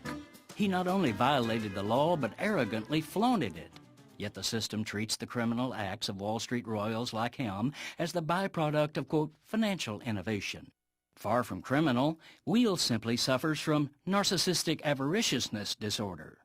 NAD prompted Wheel in the 1990s to create Citigroup, the Wall Street conglomerate that wired your and my bank deposits to reckless deal-making by global speculators. At the time, his too-big-to-fail model directly violated the Glass-Steagall Act, passed in 1933 to prevent another depression. But in 1999, Wheel got Congress to repeal that act, thus legalizing his house of cards that made him a billionaire before it crashed on our economy in 2008. But having NAD means never having to say mea culpa, much less I'm sorry. So, while Wheel now says the Glass-Steagall should be reinstated, he still insists that he was right to repeal it at the time and that he's not responsible for any of the consequential pain that Americans are suffering. Indeed, he's even playing the victim, wailing recently that, quote, our world hates bankers. No, Sandy, the world hates greed and self-aggrandizement. For example, you've kept a 4-foot-wide wood etching of yourself in your office, grandiosely titling it The Shatterer of Glass-Steagall. Yet the clueless bankster who shattered that glass so he could reach in and help himself to an immense fortune now wants us to remember him as a pious reformer. This is Jim Hightower saying, but remember this, just weeks after American taxpayers ponied up $45 billion to bail out his once haughty bank, the narcissistic wheel commandeered a Citigroup jet to give him a free ride to a Mexican vacation resort. This act of arrogance led to a headline that will be Wheel's eternal epitaph, Pigs Fly. Hightower's commentary is brought to you by the Hightower Lowdown. From Wall Street to Washington, this monthly newsletter reveals who's doing what to whom and why. Check it out, hightowerlowdown.org. You're listening to WIN, the Workers' Independent News Service. I'm Jesse Russell. Michigan voters will have an opportunity to weigh in on that state's controversial emergency financial manager law. In a 4-3 ruling, the Michigan Supreme Court said on Friday that the law could appear on the November ballot. The move suspends that law until after the election. Governor Rick Snyder has argued that any actions that have taken place since he expanded the powers of the emergency managers, such as unilaterally amending collective bargaining agreements or firing elected officials, would still stand. However, others disagree, including the Detroit Public School Board President Lamar Lemons, who argued that with the law suspended, the authority of the financial manager ceases to exist. Therefore, the managers no longer have a purpose. Detroit is just one of several Michigan cities that is now in a state of confusion with the law being suspended, and May decisions will now very likely need to be determined in court. Justice Mary Beth Kelly, a Republican nominee to the court, cast the deciding vote that determined the signatures collected to put the initiative on the ballot complied with law. The suspension only applies to the 2011 law and not to the foundation of that law, which was put in place in 1990. Even though President Barack Obama fell short on some of organized labor's objectives during his first term, many unions are willing to still throw all of their support behind him. Doug Cunningham reports. We're fully 100% behind President Obama and his reelection. IBEW President Ed Hill. Hill says Obama is trying to address some of labor's concerns, but the challenges facing working people in America go far beyond this election. Hill says in an era where blue-collar middle-class jobs have disappeared by the millions, even corporations making huge profits are trying to knock workers down further, and that puts a working middle class in peril for future generations of Americans. You've got people in Verizon making millions of dollars a year. You've got Caterpillar, who they had the best years they've ever had, and they cut down on defined benefit pension plans. They cut down on health care. What's going to happen to the people that retire 30 years from now? They're going to be out on the street. And then I think that the impact on society at that point will be tremendous. It's almost impossible now for a person to climb out of the working poor as they used to be able to climb out of working poor and get into the middle class. It just doesn't seem like that's attainable. You've been listening to WIN, the Workers' Independent News. For more information, visit laborradio.org.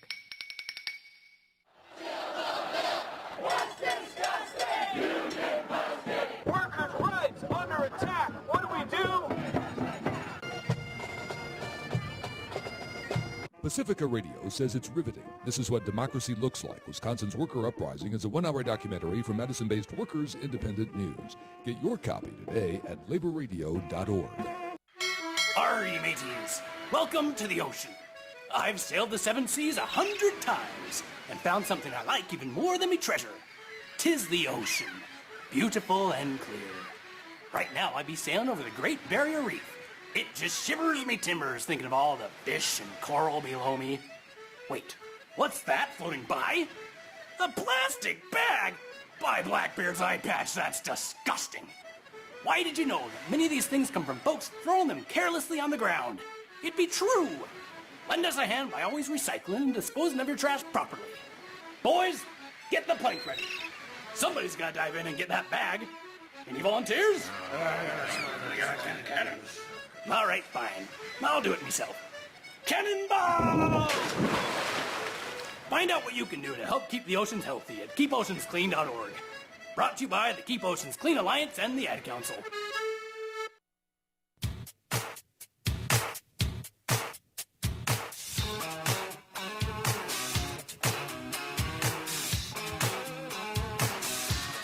You're listening to Talking Left with Danielle and Shane. Yes, you are. You're listening to Talking Left with me, Danielle, and faded on me. and Shano, who is running furiously back and forth from about 3 computers to make everything work. On the phone, joining us is the one, the only, the genius elections watchdog himself, Brad Friedman. How you doing? Hey, Danielle, how are you? I'm doing well. Thank you for asking. Welcome back to the airwaves. We missed you. Oh, thank you very much. We missed the microphone. We were getting mic envy listening to you and Desi every week. Well, you say we, but I'm looking at the camera, and I only see you. Where is Mr. Big Shot Tom Hartman boy? Why isn't he on camera? Because obviously you've seen the pictures of me, Brad. There are reasons for this. They keep me hidden. No, he's just busy pushing lots of buttons, and I get the easy part. I just have to talk. That's a really big desk. It looks like there's plenty of room for Shano behind that desk. I'm wondering what it is that Shano's hiding. A giant growth on my face. Yeah, he's actually got a third eye. Yeah. It's all my time hanging out at Chernobyl. Yeah. He's got horns. Didn't you know all of us commie, socialist, liberal bastards come with a set of those? Yeah. Well, you're probably smart to keep him off camera. Now exactly. That I think about it. So, but still, I do miss him as well. Oh, thank you, Brad. And by the way, we're playing at the top, because we're doing 3 hours, we're playing both green news reports now. We are very proud to present them. Unfortunately, because, and you've asked about this, but we used to run your Pacifica radio show the hour before this. And unfortunately, because of studio time in terms of production of another thing that I kind of do during the day that we don't talk about here because we're not associated, unfortunately, I can't get it out over the air during that time. So, does that make sense? So you're canceling the broadcast? Is that what you're saying? Oh, no, we're encouraging people to go there beforehand and then come over here. Yeah, we're trying to find somebody who will turn it on for us remotely. And then be responsible enough to turn it off, because we have been locked out of Ustream. That's the one dilemma of sharing it with multiple people. We have gone to turn it on to start the show, and somebody else forgot to sign out. So we won't mention any names. Shane screams them in the background. Is this a woman who is on mornings that forgets to turn off the camera? I have no idea. I'm just going to look away innocently. So, Brad, why don't you tell us what's going on with Romney's... Probably because she's drunk as a skunk. Usually... You scamp you. Yeah, usually... Well, she's called in to, when I've been guest hosting the Malloy Show, just drunk as a skunk. I've been embarrassed for her, but that's what she's done. I remember that. I do too. Why don't we go ahead and talk about what's going on with the Obama's voting right lawsuits in Ohio? Oh yeah, there's that. Yeah, there's that. Okay, smartly done. Smartly done. I just got an email from Nicole Sandler. She says you're fired after tonight's show. I think you have me actually blushing on camera, Brad, and not even in a dirty way. That's amazing. Curiously enough, she wants me to come on her show tomorrow morning. I don't know what's up with that, but there you go. Anyway, so what was the question? So why don't you tell us what's going on with Obama's lawsuit regarding voting rights in Ohio? Okay, yeah, that's right. Well, it turns out that Mitt Romney, you thought Andrew Breitbart was dead. We did. But it seems that Mitt Romney is now channeling Andrew Breitbart. Almost literally, this entire phony claim, this phony scandal that Romney jumped into over the weekend by claiming that Barack Obama is attempting to restrict voting rights for military voters in Ohio is complete and utter nonsense that appears that I was tracing it back, trying to figure out where the hell this claim might have even come from. It appears to trace back, surprise, surprise, to Breitbart.com, to Andrew Breitbart's old website. Go figure. Wow, so Romney's really playing the hits, breaking out the old-time lies and accusations. Yeah, exactly. It was Breitbart who last Thursday appears to have run a completely evidence-free claim that Obama is trying to keep military voters from being able to cast their vote. Then on Friday, Fox News naturally picked up the claim, ran with it on their supposed news show, by the way. You know how they love to say, oh, well, you know, yes, we're fair and balanced. We're fair and balanced. They're fair and balanced. We have news shows. Sure, our guys at night are opinions, but during the day we've got hard news like Brett Baer's Special Report. Well, it was on Special Report that they spent, I don't know, a good 10 or 15 minutes, you know, talking about what a rapscallion this Barack Obama was, how willing to do anything he was, that he was willing to even keep our great, brave military heroes from being able to cast their vote in order to win this election. Complete BS, and that was Friday, and then by the weekend, Mitt Romney picks it up on his Facebook website, on his Facebook page, and makes the claim that you know, it is outrageous that Barack Obama is attempting to restrict the votes of military members in the state of Ohio. Complete and utter nonsense. What's actually happening is the complete opposite of what Breitbart and Fox and then Mitt Romney were claiming. Right. Obama actually trying to restore the voting rights of everybody. But I did think it was ironic that this is coming from the same party who was perfectly okay, I believe, and you'll know better than me, that it was Colorado that wanted to limit the mail-in ballots to anybody who hadn't, you know, returned one in a certain amount of time. That included military mail-in ballots. So they were perfectly okay with military men and women not being able to vote in that instance. But this time they're all for it. This time they're, you know, pro-military vote. Well, actually, they're not. That's the other irony here, is that all of this comes about after the Ohio Republicans last year had passed a law that limited early voting for everyone, including active military in-person early voting in Ohio. They were attempting to restrict the dates, the deadline for in-person early voting to the Friday 6 p.m. before the election for all voters. That was their attempt. Now, what happened was, I won't get into the weeds here, but essentially, you know, there was a popular uprising against that bill. They turned in some 300,000 signatures to suspend the law and put it onto the November 2012 ballot to vote on these new restrictions on voting.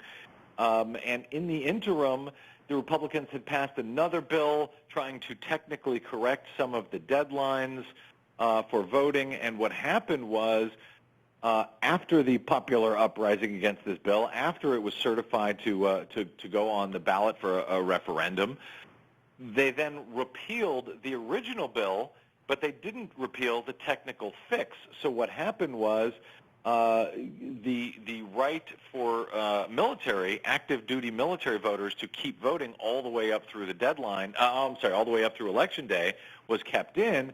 Everyone else was not. They were blocked as of Friday at 6 p.m. So initially the Republicans themselves were trying to keep even active duty military in Ohio from being able to cast their vote in those last 3 days prior to Election Day.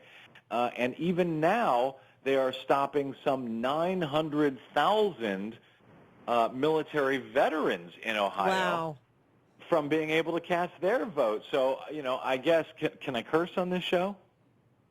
Shane says no. Okay, then I won't. I guess that, I'm glad I asked.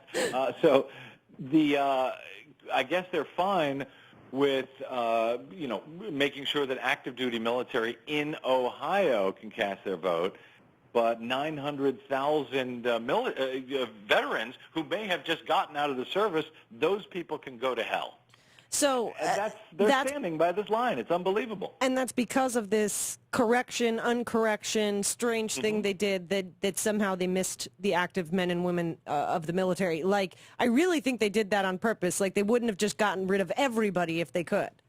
Right, they did. Sure. And they did do that on purpose. They did leave those guys in there on purpose. But, I mean, it was this really convoluted route to doing it. Initially, they had intended to block the votes of all voters in the state of Ohio, serving in the military or not. I mean, so the reason I pointed out is because now for Romney to come out and say, how dare Obama try to restrict the votes of our active military? Well, that's exactly what the Republicans did do, and it is exactly the opposite of what Barack Obama is actually trying to do. He is not trying to restrict the votes of active duty military. If you read, and this is what's crazy about it, the mainstream media is out there reporting, the old Republicans say this, Democrats say that nonsense, whereas if you read the very first paragraph of the complaint that the Obama campaign has filed in Ohio, you see that they are not saying don't let the military vote. They're saying let everyone vote. You're going to have the polls open anyway for those active duty military in those 3 days prior to the election. So let anyone come in and cast their vote in those 3 days. There is no reason for cutting off the votes of everybody in that 3-day period other than trying to keep certain people from voting. And that's, as usual, that's what the Republicans are doing in Ohio. Yeah, and I think that this is specifically a political warfare tactic because in the 2008 election, I've looked at some reports that say up to 93,000 Democrats voted in those 3 days before the election in 2008. When you consider that some races were less than 100,000 or just about 100,000 votes apart, and that's, considering that votes were counted accurately, which is a whole nother forte of yours that we probably don't have time to get into. Right. But, it can definitely swing a race. Just to be clear, it wasn't 93,000 Democrats. It was 93,000 voters. Okay. We don't, necessarily know if they were Democrats or not, but what we do know is that the early voting, particularly in those 3 days prior to the election, does most likely lean heavily Democratic. And that is, the Sunday before the election has become, over the last few years, sort of a day that African-American churches will encourage their worshipers to show up at the polls. They call it souls to the polls. And so the Republicans knew exactly what they were doing when they were cutting off those 3 final days before the election. No question about it. Well, it just stands for, Mitt's on a run for ridiculously untruthful statements this week. So why not finish with, a doozy like this one? And apparently also try and push a vote for a voter fraud criminal probe in Virginia. Have you heard about the news on this? No, I haven't. I know that they have been making claims about voter fraud in Virginia for quite a number of months. Most of them are stuff and nonsense. Of there course. was actually thousands of them made. So if there has been a new one made in the last day or two, I have not seen that particular claim. Well, yes, as of yesterday, the Virginia Board of Elections denied Romney again for a request for a criminal probe saying that people were voting under the name of their pets, if I'm reading this correctly. This is up on the Washington Post. So. Oh, I'm not surprised. So the Board of Elections denied that request by Romney for an investigation, correct? Yes. What did the Massachusetts board say about Mitt Romney living in Southern California and voting in Massachusetts? Interesting. Oh, wait a minute. There hasn't been any rulings on that because no one brings it up except for Brad Friedman. I do, don't I? And you know what? And by the way, Rachel Maddow hints at it all the time. And one of the things that drives me crazy is the media, allows Mitt Romney to get away with the claim. And by the way, these aren't partisan. To me, these aren't partisan issues. These are just demonstrable lies on his part. But he claims that I've released my 2010 taxes. No, he hasn't. He released his federal tax form, but he has not released the state form from 2010. Why would he not do that? I think you and Shane must be brothers because he was saying the same thing. He also hasn't released his foreign income. Right, where there's a certain filing in terms of deposits, foreign deposits. But I appreciate, Brad, that you're saying that because you are a champion of voting rights, no matter what your party. But come on, the old Wayward clip. We got to play it here. Do it. I think that it really is Republicans who are the ones that really try to hold down the votes. And the goo-goo system. Yeah. Now, many of our Christians have what I call the goo-goo syndrome. Good government. They want everybody to vote. I don't want everybody to vote. Elections are not won by a majority of people. They never have been from the beginning of our country, and they are not now. As a matter of fact, our leverage in the elections, quite candidly, goes up as the voting populace goes down. There's your proof. I've heard that a few times. Yeah, well, you can't hear it enough, No. frankly. And I try to play it myself all the time because I regard that as the Rosetta Stone of modern-day Republican voter suppression. That's it. That's what they're trying to do. And let me be clear. When I say I'm nonpartisan on these issues, I will be more than happy to call out whoever is trying to suppress the vote. And Absolutely. The fact of the matter is, yes, particularly when it comes to this photo ID stuff and the stuff going on in Ohio, this is Republicans who are doing it. And but my point is, I'm not calling out the Republicans for doing it because I'm partisan. I'm calling out the Republicans for doing it because it's Republicans who are doing it. Exactly, and if the Brad. rest of the goddamn media would do the same thing and call out these liars, just because they happen to be from one party or another, they feel the necessity to make everything even Steven, both sides do it nonsense. No, both sides do not do it. Show me an instance of the Democratic Party systematically attempting to suppress the vote anywhere. Exactly. And they do it for a reason that is a bunch of BS, and that's what the Pennsylvania case, if anyone's been following it, and of course that's at BradBlog.com as well. Mm-hmm. What happened in this case, and Brad could probably explain it a lot better, is they pretty much had some admissions before the trial even started, and pretty much admitted that there is no such thing as voting fraud. Yes, the paperwork, if I'm correct, Brad, please correct me if I'm not, but that they had not had one single instance, one single report of actual voting fraud. Well, it was actually, and it wasn't pretty much admitting. It was exactly admitting. It was a remarkable stipulation. They said, and let's be clear, it wasn't a matter of voting fraud or voter fraud. It was a matter of in-person impersonation, and that is the only thing that a polling place photo ID restriction can possibly deter. Somebody showing up and claiming they're somebody else, that a dead person or just a different name. The only thing that is the only thing that can be deterred by polling place photo ID restriction, like has been put in place in Pennsylvania and about a dozen other states. And the state of Pennsylvania admitted that they are aware of no instance of in-person impersonation in the history of the Commonwealth. Furthermore, they're aware of no instance of in-person impersonation in any other state. Furthermore, they concede that even if this photo ID bill is struck down, they do not expect there to be any instances of in-person impersonation this November at the polls. So there you have it. This was before the trial even got started. It seems like they gutted their entire case. It was remarkable. It should have been a directed judgment right at that moment. Absolutely. So. But, if it wasn't for you, Brad, and the BradBlog and the BradCast, people would not get the full information, the full details like they need to. It's so important. It's our most important privilege and right as an American citizen. And man, you're out there always protecting it better than anybody else. And thank you very, very much for everything you do. Well, my pleasure. I should say it's not really my pleasure, but thank you for the kind words. I do hope it's making a difference. It's hard to tell, if people are hearing it, since when you beat the same drum for so many years, trying to point out just what exactly is going on. It's very frustrating, by the way, this year after spending 10 years warning people that this was going on, that the Republicans were putting this in place 10 years ago, certainly after the 2004 election in Ohio, that they were making the pretend case that they needed to institute photo ID. And there was one thing after another that they did to get us to this point.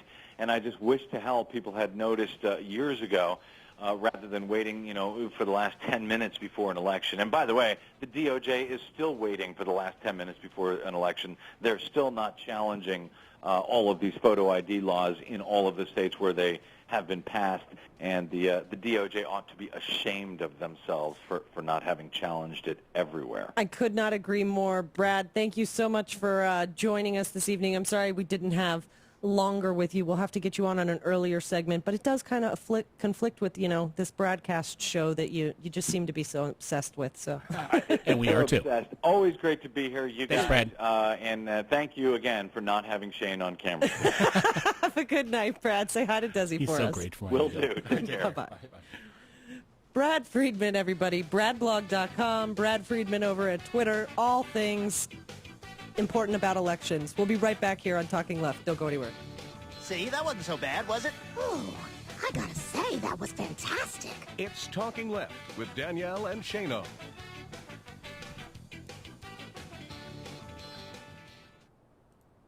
7,000 high school students drop out every school day. That's one every 26 seconds. So here's a 26-second message of encouragement.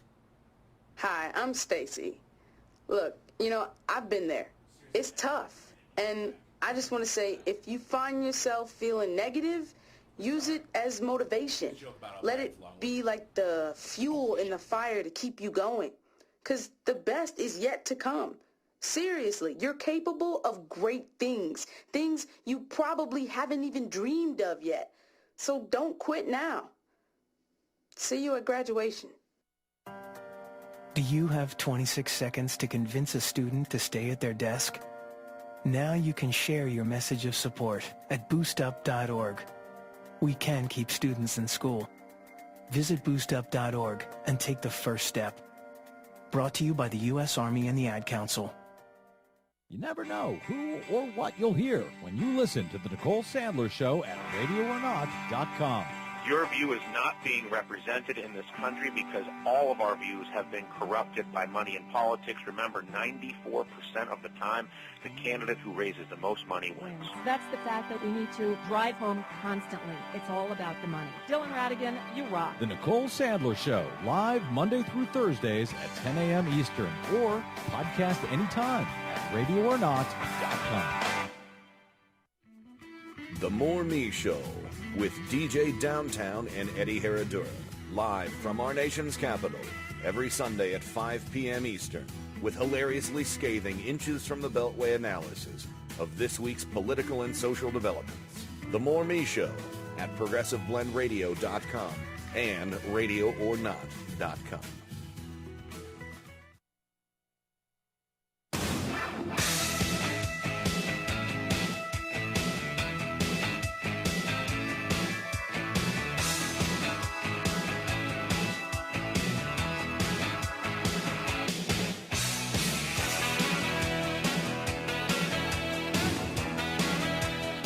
You're listening to Talking Left with Danielle and Shane. Welcome back to Talking Left. We only have a minute or so left here. I want to thank our great guests. Mikel Weisser, of course, mikelweisser.org. Go over and support the campaign. Support his wife, who is also running for a political office. I'm not quite sure which as well. And Brad Friedman, who was a little long-winded in that segment, but you can never cut Brad off. His information is just important. Except when he's mocking me. Well, then I'll let him go even a little longer. Oh, shush. No, it was great to talk to him. It's always great to talk to him. Of course, BradBlog.com. Got some great stories up over there about what's going on in Ohio and everything we were just discussing and so much more. And, of course, the Green News Report. So I hope everybody liked the new format of the show. Tried to mix a little more fun and a little more chat. So we had fun with it. And a lot less of the right wing. Yes, it's always it's always better. So thank you guys so much. Thanks to our great stations, SoFlo Radio, Talk Radio 1, Progressive Blend Radio. Please go over and join our new YouTube channel at YouTube.com/Talking Left and subscribe to our podcast over on iTunes.